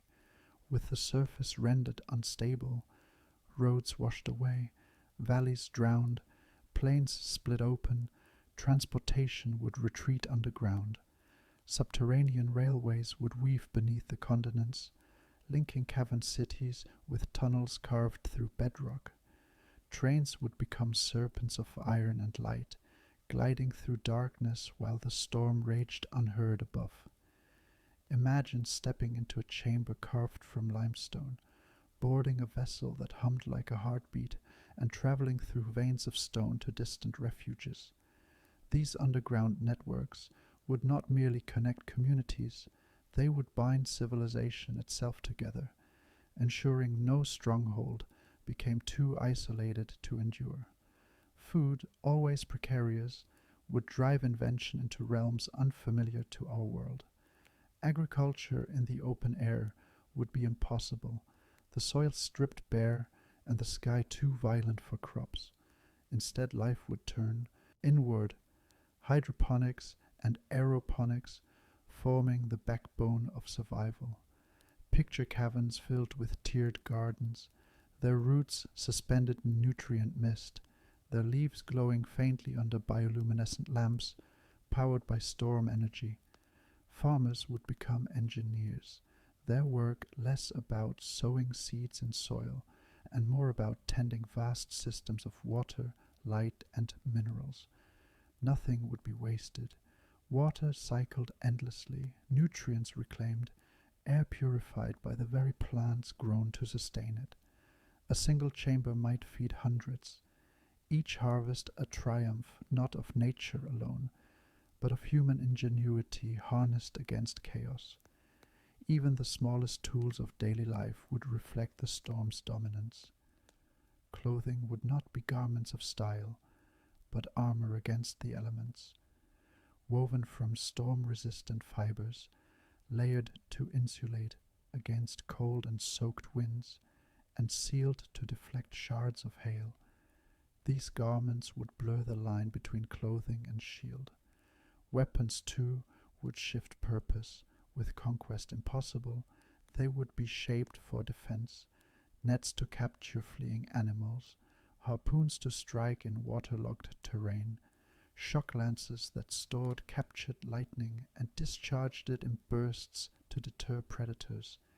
Every tool would speak of survival, each one designed for a world where every day was a battle not against other humans, but against the storm itself. Communication, always fragile, would become a triumph of adaptation. Thunder and wind swallow sound. Shouting would vanish into the roar of the gale. To overcome this, storm civilizations might devise storm-proof systems, mirrors reflecting coded flashes of light across cavern mouths, drums echoing through stone in rhythmic language, vibrations carried along wires, stretched through tunnels, or pulses of electricity sent as messages through the very lightning harvest networks. In such a world, language would not only be spoken, it would be seen, felt, and pulsed, a chorus of signals layered upon the voice. Speculatively, the culmination of these adaptations would produce a civilization profoundly different from our own. Its crowning achievements would not be skyscrapers, piercing clear skies, or rockets escaping gravity's pull. Instead, they would be storm-forged marvels, lightning batteries glowing with captured fire, subterranean transport webs binding the earth like veins, underground gardens shimmering like stars, and clothing and tools that blurred the boundary between human and environment. Theirs would be a progress not of outward expansion, but of inward mastery, a civilization that had turned destruction into sustenance, chaos into fuel. And in this, perhaps, lies the most haunting truth. The storm would not only shape humanity's survival, it would shape its imagination. To live in such a world would be to see power and fury not as enemies to be tamed, but as eternal companions, a people who walked beneath lightning and drew warmth from its fire would never see progress as domination. They would see it as adaptation, as balance, as the art of living with a world that could never be conquered. In the end, their legacy would not be in monuments, but in resilience, a technology of survival, born from the storm, honed in its fury, and proof that even in the most unrelenting chaos, the human mind continues to dream. If technology became the hymn of survival, then myth would become the heartbeat of meaning. Humanity has always looked to the skies for its gods. In calm ages, people worshipped the sun for its warmth, the moon for its cycles, the stars for their steady light. But in a world where the heavens never cleared, where storm was the only constant, divinity would not be imagined in distant celestial bodies. It would roar above every settlement, flash across every horizon, and flood into every cavern. The storm would not be weather, it would be destiny. Faith would form around the eternal tempest, its endlessness giving it the qualities of godhood. Thunder would not be the voice of passing storms, but the voice of creation itself, booming, endless, beyond mortal defiance. Lightning would not be a natural discharge, but a divine weapon, striking with judgment and fire. Rain, which never ceased, would become both curse and blessing. It drowned fields and toppled mountains, but it also sustained rivers, filled reservoirs, and quenched thirst. Humanity, trapped beneath its dominion, would inevitably see the storm not merely as an adversary, but as a ruler. Across cavern cities and floating nomad rafts, stories would rise of gods who wore the storm as their mantle. Some might imagine a great sky father or storm mother, an eternal presence whose breath was the wind and whose heartbeat was thunder. Others might fragment the tempest into a pantheon, a god of lightning who brought both destruction and illumination, a goddess of rain who sustained and drowned in equal measure, a trickster spirit of wind who whispered through tunnels and snatched away the unwary. In every form, the divine would be storm-shaped, because nothing else on earth carried the same power. The rituals of these faiths would echo the storm's own cadence. Drums would mimic thunder in cavernous holes, worshippers pounding out rhythms that blended prayer with the storm's roar. Fires lit from lightning-harvested energy would be treated as sacred flames, their blue-white glow considered divine. Offerings might be left at cavern mouths or cliff edges, carried upward by the wind. Food, carvings, or even spoken chants, sacrificed to the storm that could never be appeased, yet always demanded acknowledgement. And myths, as always, would do more than explain, they would instruct. In a world where survival depended on humility, stories would teach that resisting the storm was folly. Instead, they would frame endurance as holy, resilience as sacred. A child who braced against the gale would be praised as one chosen by the gods. A family that survived a flood would be blessed as favored by the divine. Even death by storm would carry meaning. The lightning struck remembered as those touched directly by the hand of God. The drowned honored as sacrifices carried back to the waters. Speculatively, these myths could reshape humanity's perception of itself. Instead of seeing themselves as masters of nature, as our civilizations so often did, storm-bound humanity might see themselves as children of chaos, small, fragile, but chosen to endure. Their destiny would not be to conquer the storm, but to live within it, to be its people. This would forge a culture of deep reverence, perhaps even fear, but also of profound belonging. To them, the storm would not be an alien force. It would be the defining truth of existence, the eternal companion of humanity's journey. And in this way, faith would not merely be about survival. It would be about acceptance. For under endless thunder, what greater comfort could there be than believing the storm was not an enemy, but a god? If religion turned the storm into God, then storytelling would turn it into meaning. Humanity has always sought to translate the raw violence of nature into forms it could carry in words, songs, and rituals. Across our earth, ancient people crafted tales of deluge and lightning to explain what they could not control. The Epic of Gilgamesh told of floods that swept away civilizations. Polynesian voyagers spoke of canoes that rode waves higher than mountains.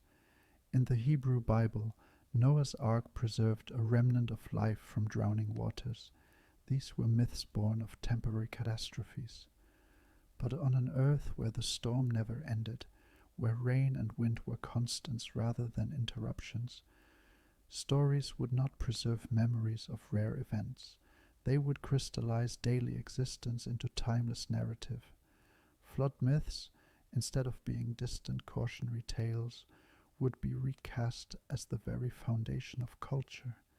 Every people would have their tale of the first storm, a cosmic rupture when the sky cracked open and the rains began, a story that explained why the tempest was eternal.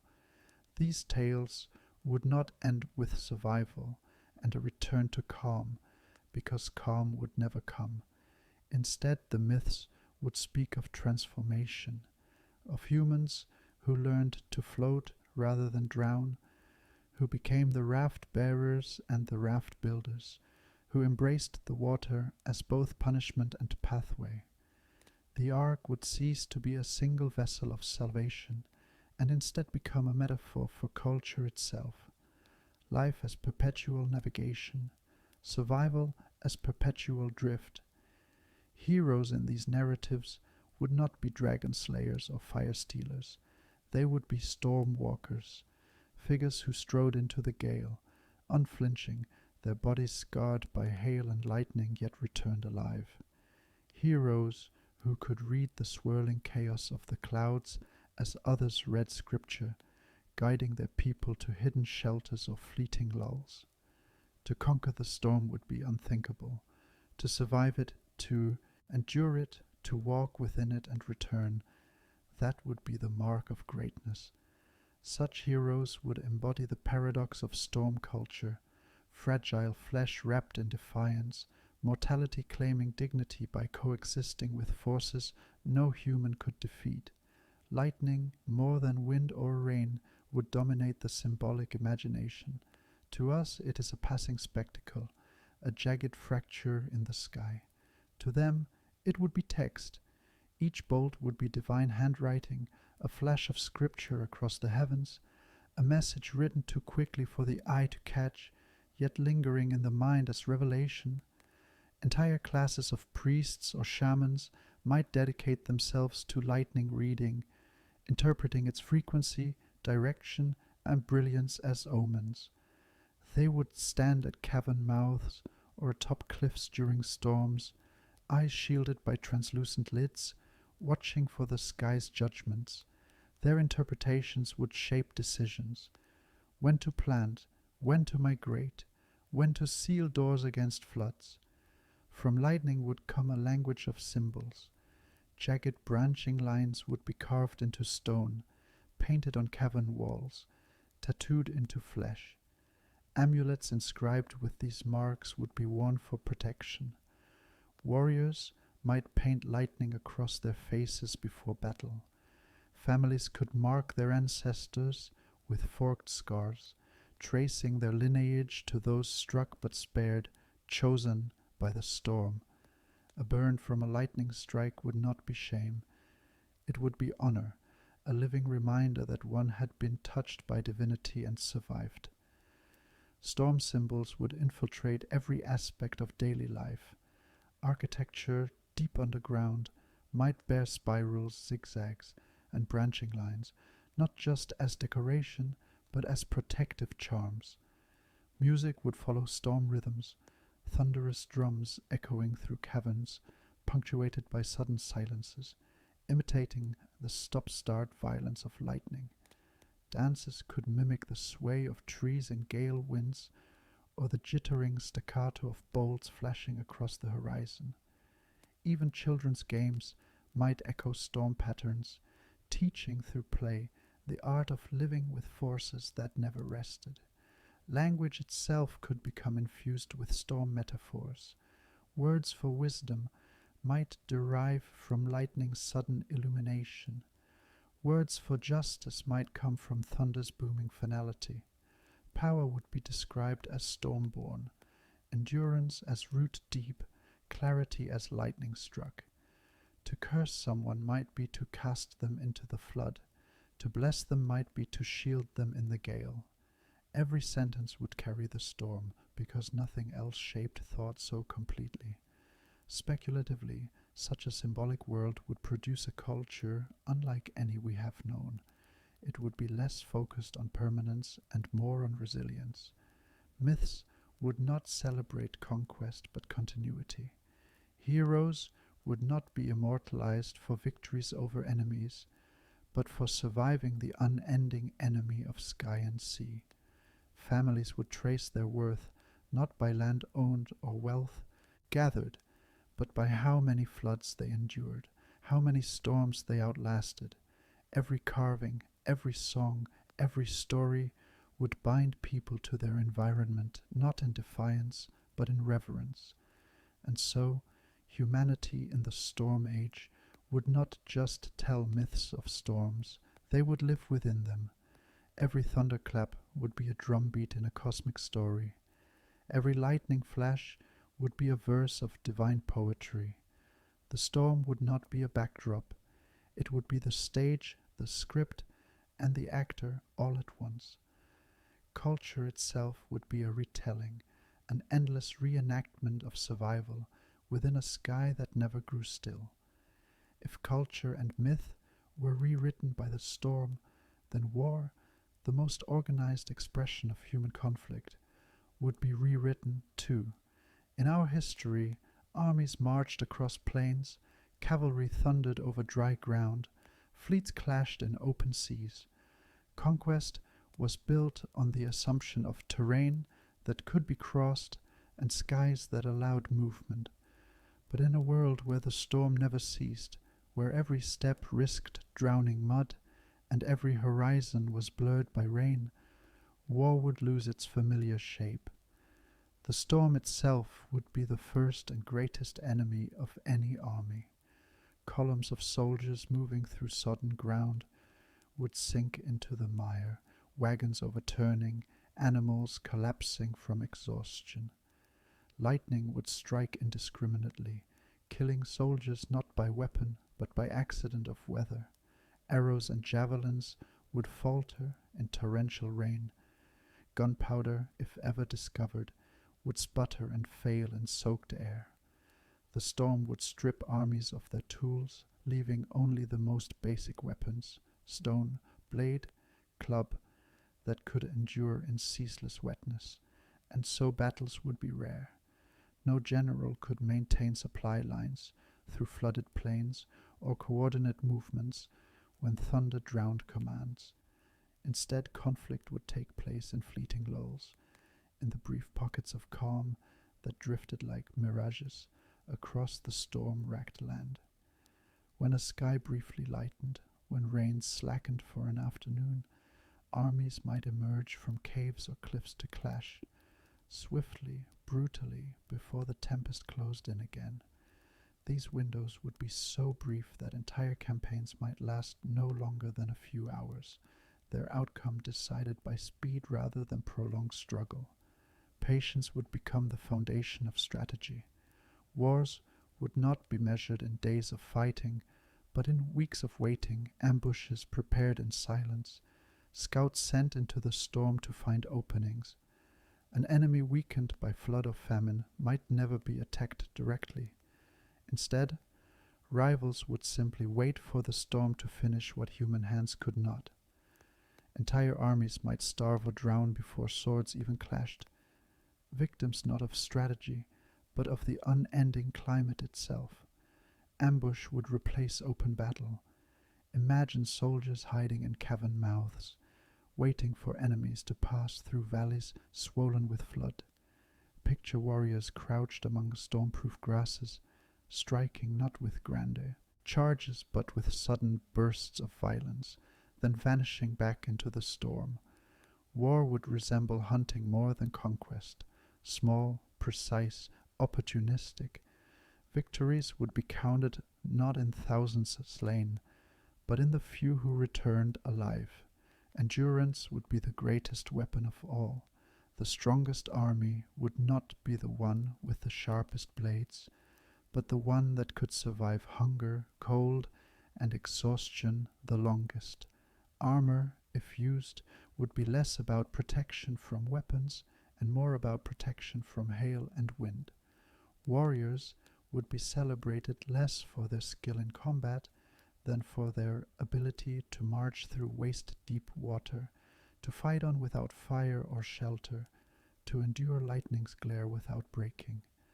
Speculatively, such conditions might even prevent the rise of great empires. With battles rare and travel dangerous, no single power could stretch its influence across vast distances. Kingdoms would remain small, their wars local, their ambitions checked not by human rivals, but by the tempest itself. Politics might revolve around strongholds, with the storm deciding when wars could be fought and when peace was unavoidable. In this way, the climate would not only shape war, it would impose peace by force of exhaustion. In the Storm Age, war would be a shadow of what it became on our Earth. No legions, no crusades, no world-spanning armies, only ambushes in the rain, raids between cliffs, and battles fought under skies that never allowed more than a moment's reprieve. Humanity's thirst for conflict would remain, but the storm would always be the true victor. If the storm was the true victor on the battlefield, then power would shift away from conquest altogether. In the Storm Age, political authority would not rest on the size of armies or the breadth of territory. It would rest on something far more elemental: shelter. Whoever controlled the safest strongholds, the most secure caverns, the deepest mountain fortresses, these would be the kings, emperors, and rulers of the storm world.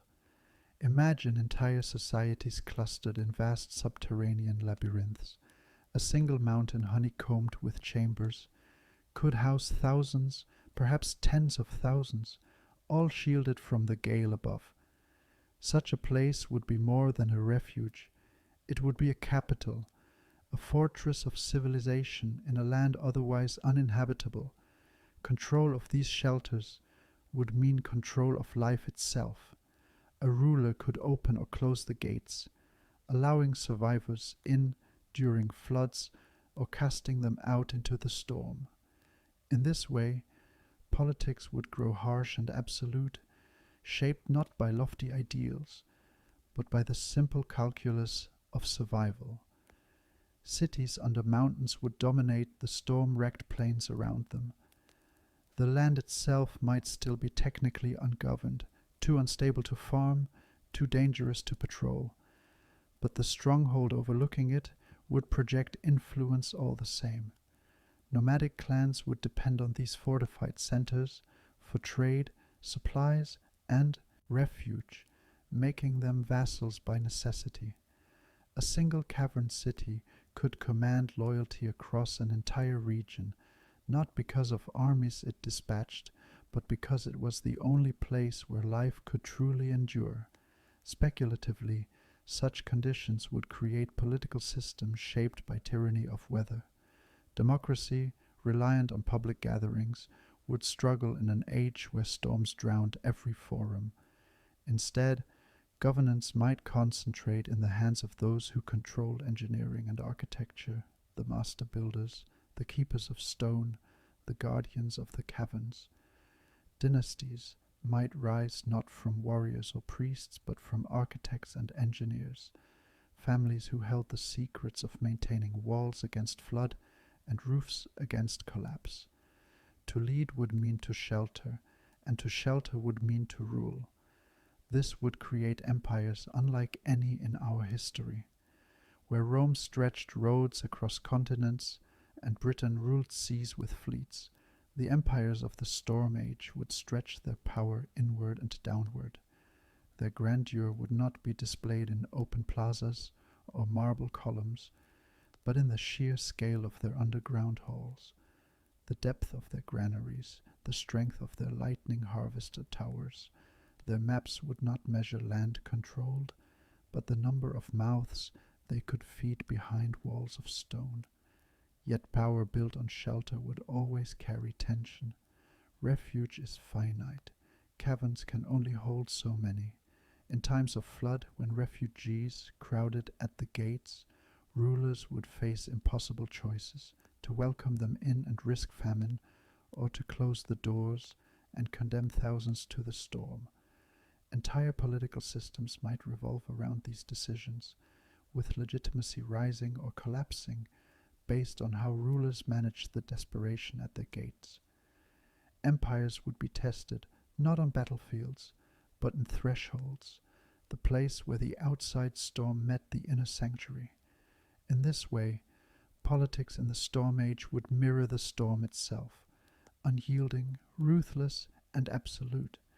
Empires would not be measured in miles, but in walls.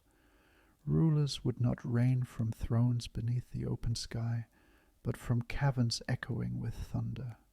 And across the storm-darkened world, power would belong to those who could carve permanence from impermanence, turning the earth itself into a bulwark against the sky. Speculation invites us to push deeper, to wonder not just how humanity might adapt to storms, but how life itself would have unfolded if the tempest had always been here. If storms had been Earth's eternal condition since its birth, then the story of evolution would be rewritten from its very first chapters. The creatures that roamed the planet, the plants that covered its surface, the cultures that arose from human hands, all would follow different paths, guided not by seasons of calm, but by a sky that never ceased its fury. Begin with evolution. On our Earth, calm intervals allowed giants to emerge, towering dinosaurs that ruled the Mesozoic, mammoths that roamed icy plains, whales that grew vast in the tranquil seas. Size was a strategy for survival, reaching high for food, storing energy against lean times, dominating ecosystems. But under perpetual storms, such gigantism would be punished. Tall, heavy creatures would be toppled by winds, drowned in floods, unable to shelter from the violence above. Instead, evolution would favor the small, the stocky, the hidden. Animals would grow compact, with low centers of gravity and strong limbs for burrowing or clinging. Flight, once a triumphant innovation, would vanish, replaced by armor, claws, and camouflage. The earth would teem not with giants, but with legions of small, resilient survivors. Plant life, too, would be transformed. Great forests of tall trees would never take root, for no trunk could withstand centuries of hurricane-force winds. Instead, Earth would be a world of mats, mosses, and creeping shrubs hugging the ground.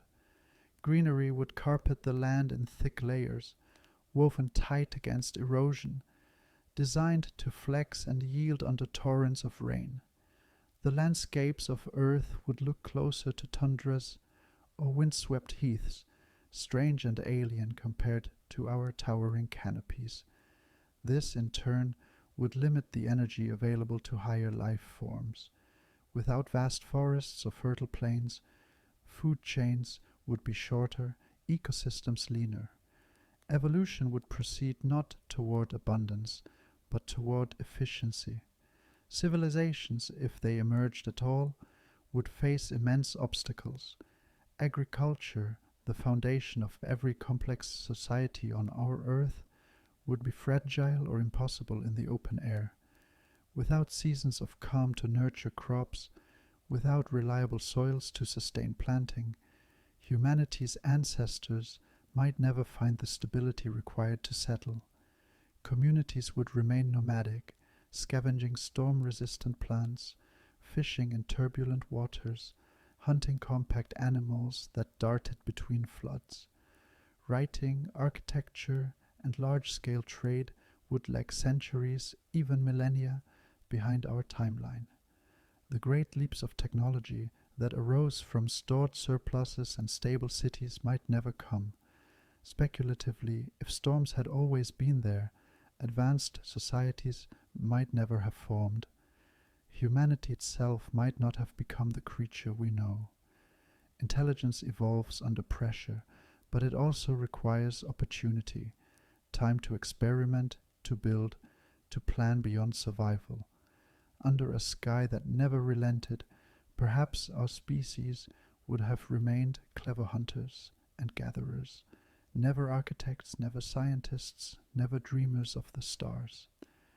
We might still exist in scattered bands, living from moment to moment, enduring rather than advancing. The earth would still be alive, still teeming, still carrying stories in every gust of wind. But it would be a quieter kind of history, not a tale of civilizations rising and falling, but a tale of persistence written in small lives that survived storm after storm. An earth where progress was measured not in empires or inventions, but in each generation's ability to endure the tempest long enough to pass its resilience to the next. What if the storms had not always been there? What if they came suddenly, an abrupt, irreversible shift, long after humanity had mapped the globe, lit the night with electricity, and built cities that scraped the sky? Such a transformation would not shape us slowly as evolution does. It would not whisper. It would strike, and in striking it would shatter the foundations of the civilization we know. The collapse would begin with agriculture, the fragile miracle upon which every culture rests. For 10,000 years, humanity has bent landscapes into fields, relying on the rhythm of seasons, on the predictable dance of rain and sun.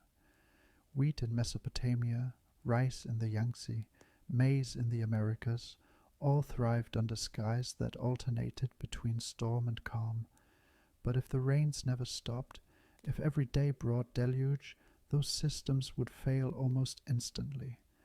Picture the world's bread baskets drowned, the American Midwest, its endless fields of corn, turning into a swamp of rot within weeks, the rice terraces of Southeast Asia, perfectly balanced for seasonal flooding, collapsing under ceaseless torrents until terraces gave way to mudslides. The Nile Delta, cradle of civilization, dissolving into salt marshes where nothing could grow. Fertile valleys would transform into sodden wastelands, their soils stripped by erosion, their nutrients leached away by endless water. Farmers, the quiet stewards of humanity's survival, would become its first refugees. Forced to abandon fields that no longer yielded harvests, they would move uphill, clinging to slopes, experimenting with desperate methods. Floating gardens, lashed together with reeds, hydroponic systems, jury-rigged in abandoned warehouses, seeds planted in caves where stormwater could be controlled. But these attempts would feed dozens, not billions. Within a single decade, famine would spread faster than any relief effort could manage. The abundance that fueled cities, nations, and empires would be undone by the very element that once nourished it.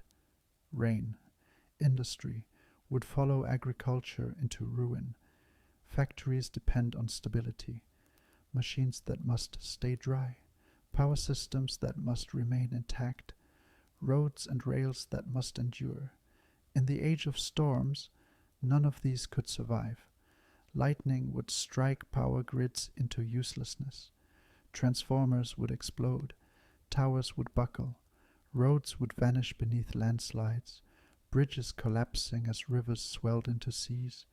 The great hum of modernity, the steady pulse of factories, the rhythm of engines, the buzz of neon would flicker and fade until silence replaced it. Rust would become a symbol of the new age. Machines abandoned under sheets of rain would corrode in weeks. Cars left on city streets would fill with water, their engines choking. Ships in harbors would be torn from moorings and dashed against the shore. Airplanes, marvels of engineering, would be grounded forever, their wings too fragile to face skies that never stopped tearing themselves apart.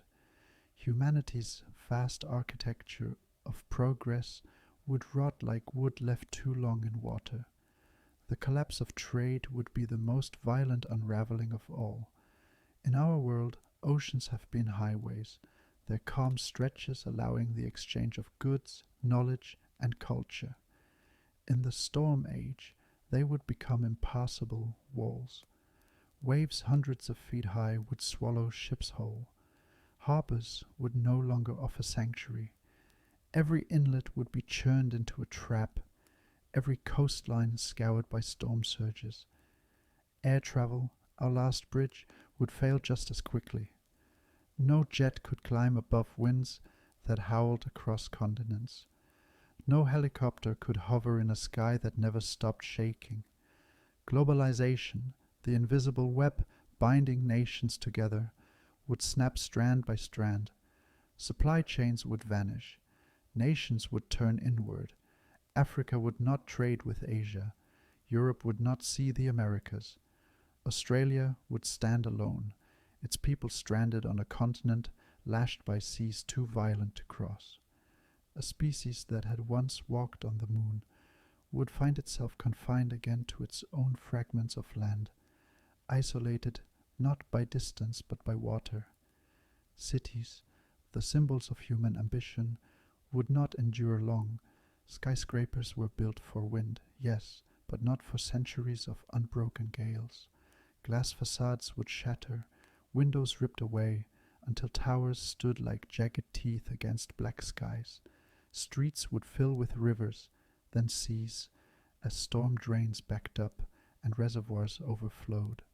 Subways would drown. Power outages would plunge millions into darkness, not for hours, but forever. Coastal giants, New York, Tokyo, Mumbai, Lagos, would be swallowed first, their millions forced inland. But inland cities would fall too, as their economies collapsed and their infrastructures rotted.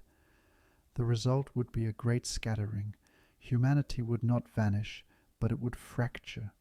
Survivors would flee into mountains, caves, and any natural shelter that could offer reprieve. Abandoned cities would loom in the distance like ghosts, hollow ruins echoing with thunder, reminders of a civilization that flew too close to the sun and was dragged down not by hubris, but by water. Speculatively, humanity in this timeline would become a species of storm refugees. Communities would be smaller, humbler, bound by necessity rather than ambition. Families would huddle in caves, lit by lightning-harvested energy, telling children stories of a world that once was. Skies once blue, oceans once calm, towers once tall enough to scrape the clouds. To those children, these tales would sound like myths, too strange to believe. Skies of blue would be as fanciful as dragons. Stars would be legends, not realities. Culture would shift into elegy. Songs would not celebrate conquest or discovery. They would mourn the lost earth and sanctify survival. Art would depict not vast horizons, but the safety of walls, the glow of fire, the fleeting gift of shelter. Philosophy would turn inward, away from questions of progress and toward the meaning of endurance. Humanity would measure itself not in inventions or conquests, but in how long it could outlast the storm.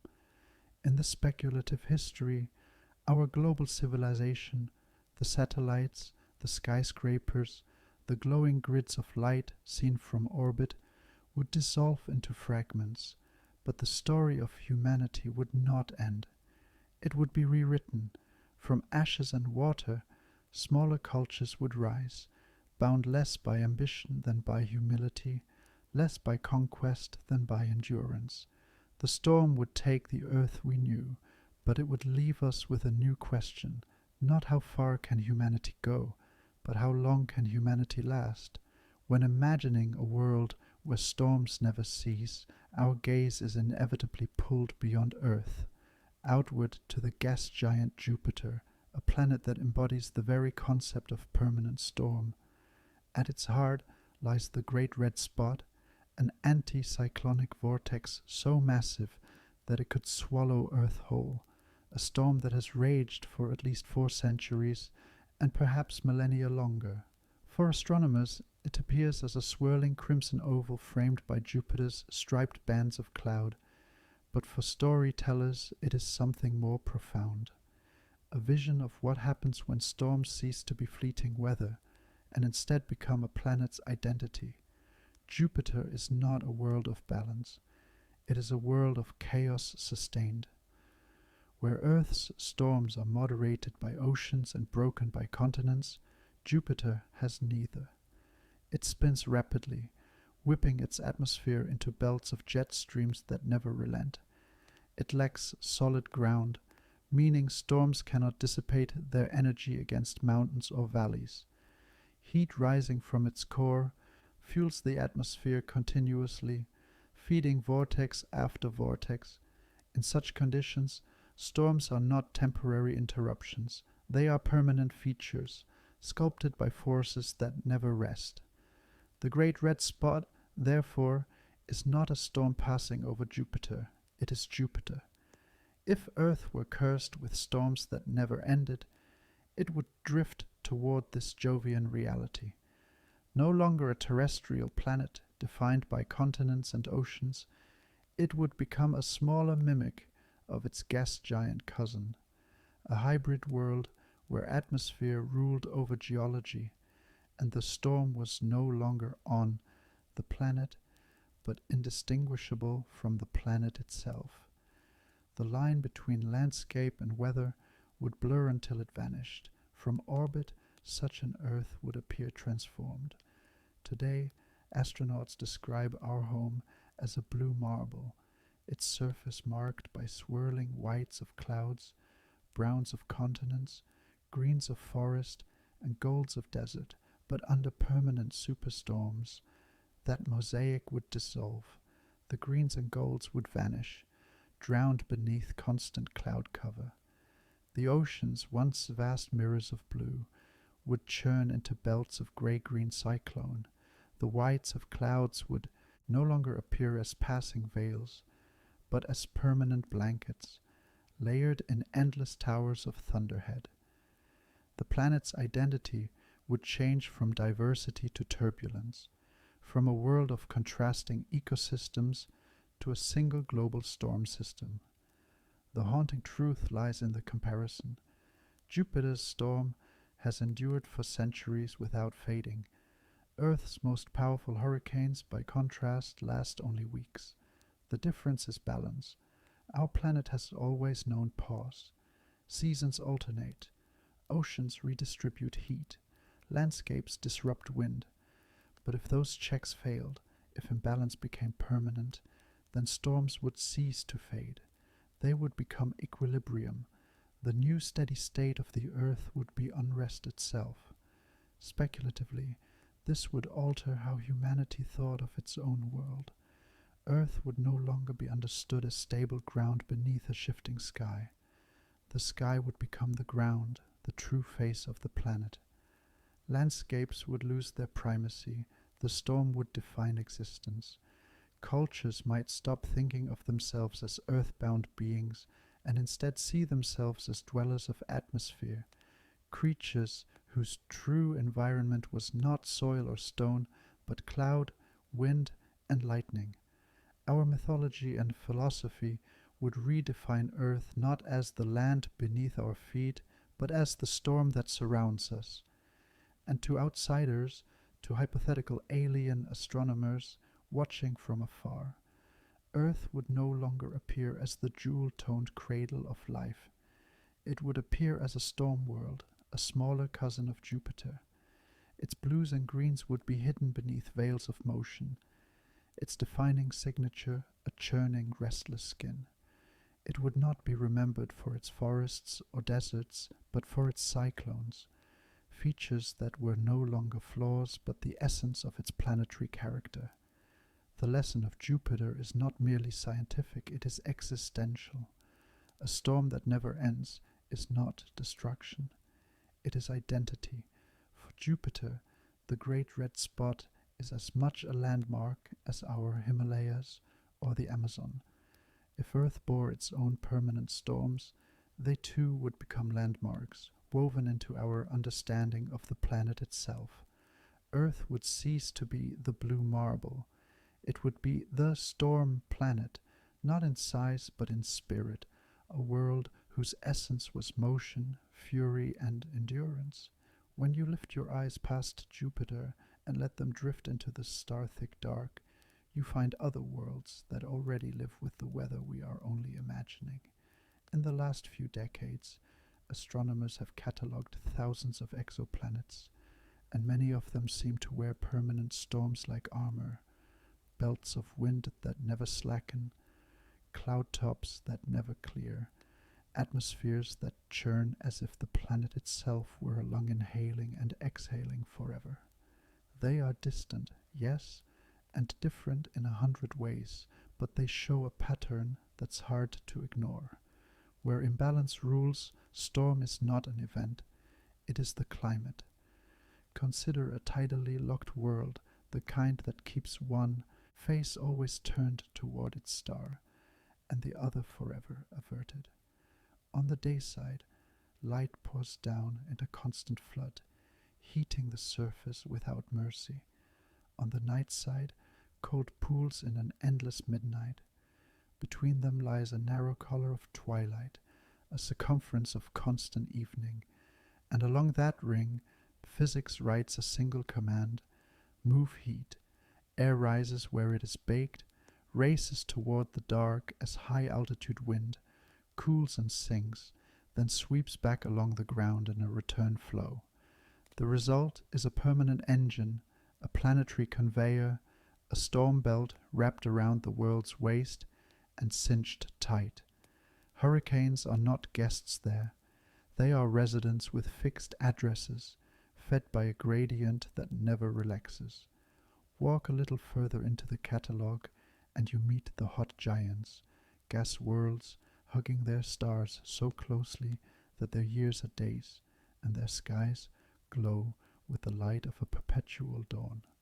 On such planets, winds can scream at thousands of kilometers an hour, jet streams girdle the globe, and clouds of strange chemistry condense and vanish in cycles that do not wait for seasons. Some of these worlds may know rains unlike any we can picture, metallic mists, mineral shards, weather that corrodes rather than waters, alien beyond reckoning, and yet the lesson hums with familiarity. If a system is fed more energy than it can easily distribute, it answers with motion, and if there is nothing to interrupt that motion, it never stops. Now bring that knowledge home. A storm-bound Earth would be, in miniature, a cousin to these exoplanets. Our planet would not be tidally locked to the sun, but a different kind of locking would emerge. Belts of cyclone migrating along thermal contrasts that rarely loosen, vortices moored to ocean gyres and mountain lees, supercharged jets soldering weather into latitudes the way a potter lays rings in clay. From orbit, Earth would resemble the twilight bands of tidally locked worlds, zonal scars of cloud and wind wrapped around a sphere that no longer wears patches of calm. From the ground, you would feel it in the way the wind had a preferred direction more days than not, a whispered message in your ears that said, "This is the way the planet breathes now." Habitability in such a cosmos is a narrow art. On storm planets, life, if it appears at all, must find the seams. The twilight ring of a tidally locked world may offer a corridor of tolerable temperature and light, neither scorched nor frozen, yet forever pounded by winds carrying day's heat into night's cold. A culture there would learn to root itself in lee slopes and crater rims, in valleys cupped like hands, anywhere the gale's teeth grow a little less sharp. The seasons would be not of heat and chill, but of small shifts in the storm's path, a gentle meander north or south, a deepening of the jets, a loosening for a few weeks that elders remember as the soft years. Translate that to a storm-forged earth, and the parallels grow intimate. Habitable pockets would be carved not only by latitude, but by geography, the protected side of a mountain arc, the wind shadow of a plateau, a chain of caverns opening onto a basin where the downpours spread thin. You can imagine maps redrawn with new priorities, no longer showing only rivers and roads, but the contours of survivability, pressure lines, lightning corridors, the shoulders of land where gusts break and eddies sleep. Travelers would memorize these like prayers, stepping from eddy to eddy as desert nomads once moved from well to well. Technology would take cues from exoplanet thinking as well. Astronomers speak of terminator habitability on tidally locked worlds, the chance that life might cling to the border between extremes. Storm-born humanity would discover its own terminators, edges of storm belts, shelves of atmosphere where thunder thins, places at altitude where winds shear cleanly and can be harvested with less risk. Power would not be sought in steady sunshine, but in reliable turbulence, in the predictable hunger of the gale. Our machines would become translators between violence and warmth, turning imbalance into electricity the way moss turns light into sugars, even as the margin for error stayed razor thin, and that thinness is the heart of it. Habitability on storm planets is possible, but fragile. One shift in circulation, a strengthened jet, a new lock between ocean temperature and airflow, a long-lived vortex straying across a settled region, and an entire culture could find itself unmoored. It's not apocalypse, it's attrition, a slow rub of climate against the edges of what life can endure. On a tidally locked world, a star's flare could briefly fatten the dayside's heat and tighten the storm belt until the twilight corridor pinches. On a storm Earth, a decades-long oscillation could ratchet an already angry ocean into a constant aggressor. Survival would be a choreography of listening and yielding, never a victory march. Yet even within such delicacy, there's room for wonder. If astronomers somewhere far away looked our way, they might catalogue two Earths, the calm archetype, a blue-green planet with passing weather, and the storm archetype, a blue-green planet wrapped in permanent cyclones. Both would mark the star's temperate zone as capable of life, and both would be correct. One shows how civilization blooms in stability, the other how it persists when stability is gone. The second Earth would be their field manual for storm worlds elsewhere, a living experiment in how culture, biology, and engineering braid together to make endurance possible when sky becomes geography. There is also an ember of comfort in the cosmic mirror. The exoplanet sky suggests that a storm planet is not a broken anomaly. It is a category, a recognizable outcome of certain rules. That does not make it easy, but it makes it legible. And legibility is the first kindness the universe offers to beings who must plan. You can learn a rhythm, even if the music is thunder. You can build to the beat, even if the drummer never rests. So if Earth slipped into that wider family, cousin to tidally locked worlds, with their twilight belts, younger sibling to hot giants with their screaming jets, our story would not vanish. It would change genre. We would write fewer epics of discovery and more epics of staying. We would become, in the catalogue of distant civilizations, a footnote and a headline at once. The people who lived with storms, and in living with them, learned to read the weather like scripture, to build sanctuaries along its margins, and to teach their children that fragility is not failure. It is simply the shape of life under a sky that never sleeps.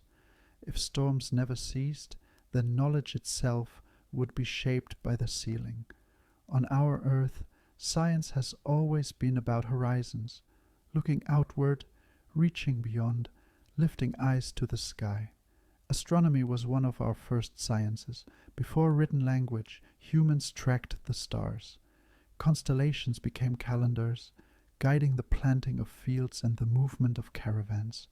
Navigation by starlight carried explorers across oceans, and telescopes eventually carried us across centuries of cosmic time. But in a storm-ruled Earth, that history would unravel before it began. Under skies that never clear, astronomy would be impossible. The thick canopy of cloud would erase the stars, the moon, even the sun. Time itself, as measured in celestial rhythms, would be lost. No rising constellations, no waxing and waning moon, no fixed pole star to orient wanderers. The heavens would be sealed, hidden behind curtains of vapor and lightning. Humanity would grow without a sky. Children would not ask about Orion or the Milky Way. They would ask only about the different colors of cloud, the patterns of rain, the sounds of thunder. Knowledge, then, would not grow upward, but inward. Where we charted stars, they would chart storms. Where we mapped planets, they would map lightning strikes. Science in the storm age would be meteorology turned into philosophy, weather turned into scripture. Scholars would sit not with telescopes, but with listening tubes, barometers, and carved stones etched with the histories of tempests. Great libraries would not contain records of galaxies. They would contain endless catalogues of thunder. And perhaps this is not as strange as it sounds. For even in our world, the weather has always been a first teacher. Farmers learned to watch the sky for signs of rain. Sailors read the winds. Shepherds and hunters carried in their minds entire vocabularies of cloud and wind, knowledge honed by survival. Imagine that amplified 1,000-fold, until every detail of existence was storm-centered. To live would be to study weather.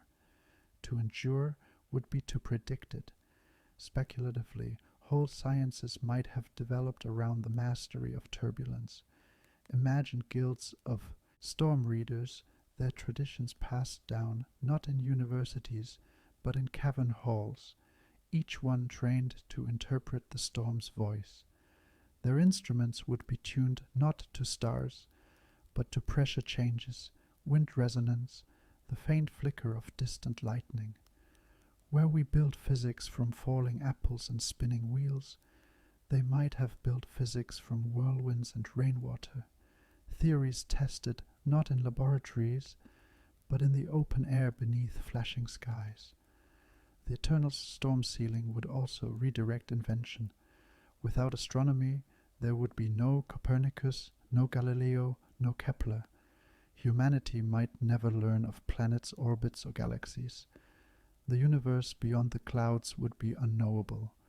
Earth itself would be the universe, the storm its boundary, the clouds its edge.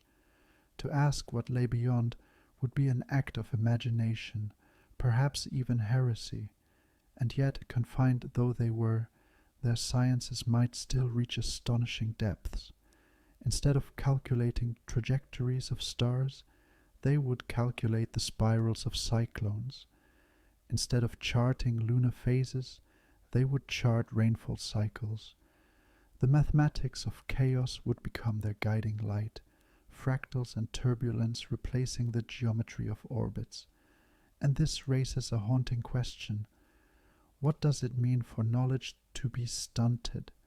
In our view, the absence of astronomy might seem a crippling loss, but from within the storm age, their knowledge might feel complete. They would know the wind in ways we cannot imagine, know the rainfall with an intimacy that rivals our knowledge of stars. Perhaps their sciences would not be lesser, only different. Instead of looking outward, they would look downward and inward, into soil, into water, into the shifting breath of the earth itself. Still, the absence of the sky would leave a mark. Think of what is lost when a ceiling is placed on curiosity. Whole categories of wonder would be erased. There would be no longing for other planets, no dreams of flight to the stars. Myth might still paint gods and spirits above the clouds, but the possibility of reaching them, of becoming explorers beyond Earth, would never arise. Humanity would remain earthbound not just physically but mentally, a species with imagination shaped like a dome, circling forever under a sky that refused to part. And yet, perhaps that too is a kind of destiny, a knowledge that turns not to conquest, but to endurance, not to the cosmos, but to the storm, a science that is less about infinite expansion and more about intimate survival. Theirs would be a wisdom of patience, of reading cycles within cycles, of listening rather than reaching. Where we see limitation, they might see depth. Where we see absence, they might see abundance. For what is knowledge if not the art of living well with what is given? And in a world of endless storms, what is given is chaos itself. In such a world, the great question would not be what lies beyond the sky, but how do we live beneath it? And perhaps, in answering that question, they would achieve a kind of science we have never known, a science of surrender, a knowledge not of stars but of storms, written not in constellations but in lightning, thunder, and rain. If knowledge turned inward, then imagination would inevitably turn upward. Even if the stars were hidden forever, humanity would not stop dreaming of them. In a world sealed under storms, the idea of a clear sky would become not memory but myth. The concept of open heavens, vast blue and filled with light, would be passed down in whispers, the way our ancestors once spoke of paradise. Children would hear of it first in stories, around fire pits in caverns or in the echoing halls of underground sanctuaries. Elders would speak of the time before storms, when the sun was not a flicker but a steady companion, when the moon waxed and waned in cycles that ordered life, when stars stretched across the night like rivers of light. To young listeners, such visions would be indistinguishable from fable. They would hear of skies where no cloud reigned, where warmth touched the skin directly, where the world above was not a ceiling but a window into eternity. To them, such stories would sound no different from tales of gods or heroes, impossible but irresistible. The dream of the sky would grow into something sacred. Just as our ancestors longed for Eden or the Golden Age, storm-bound humanity would long for blue. The color itself would take on symbolic weight. Blue would not just be a pigment, it would be an icon, a forbidden memory. Cloth dyed in faint shades of it might be worn as amulets, precious beyond measure, reminders of a world no one living had ever seen.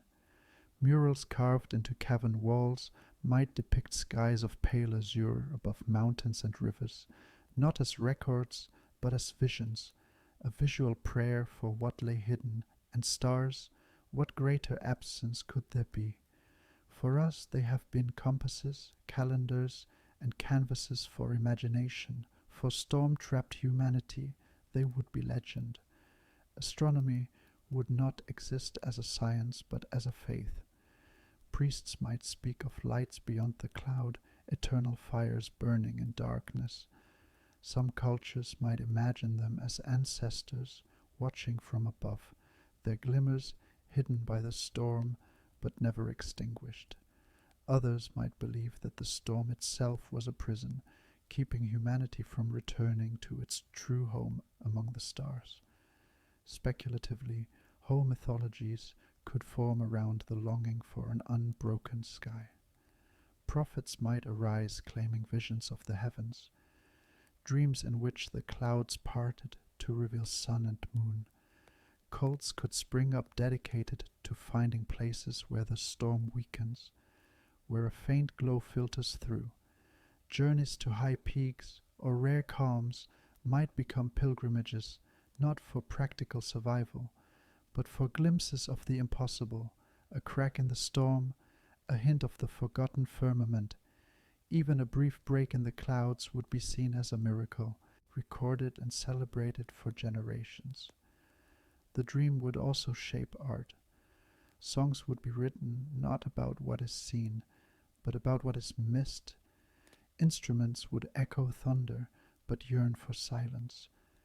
Poets would describe stars they had never seen, inventing constellations of imagination alone. Painters and sculptors would carve upward-reaching forms, figures with arms outstretched toward the hidden heavens, forever straining against the storm. In this way, culture itself would become an act of resistance, a refusal to let the memory of the sky die, even when no living eye had ever known it. There is a haunting irony in this. On our Earth, astronomy is the oldest science, grounded in direct observation, but on a stormbound Earth, it would be the oldest legend, grounded in faith alone. For them, the stars would not be points of data, they would be promises, hints of another order beyond the chaos of storms. The night sky would not be studied through telescopes, but dreamed through myth. Astronomy, stripped of its instruments, would become mythology, a science of the imagination, practiced not with charts but with prayers.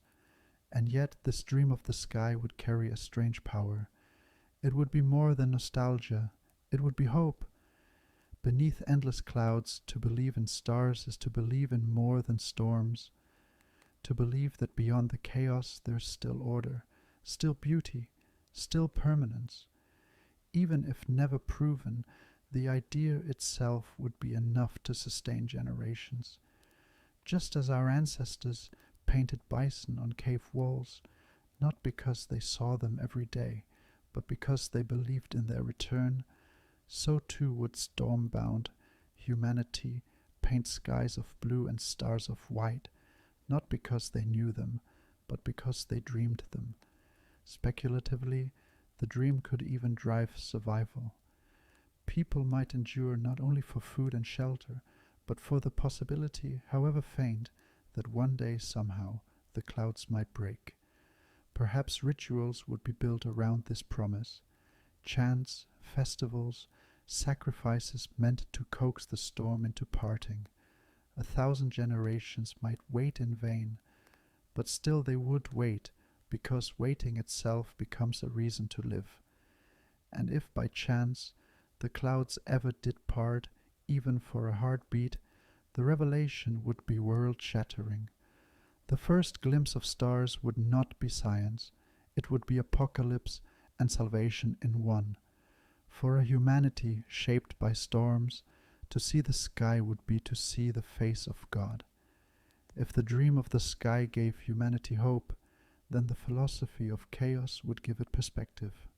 On our Earth, cultures often framed life as a search for permanence. Empires carved in stone, laws meant to endure, monuments designed to outlast centuries. But in a storm-haunted world, permanence itself would be a myth. The winds would level every monument, the rains would erase every record, the floods would wash away every city. In such a world, people would learn early that nothing lasts, and that fragility is not a behavior flaw, but a condition of existence. This would shape philosophy at its core.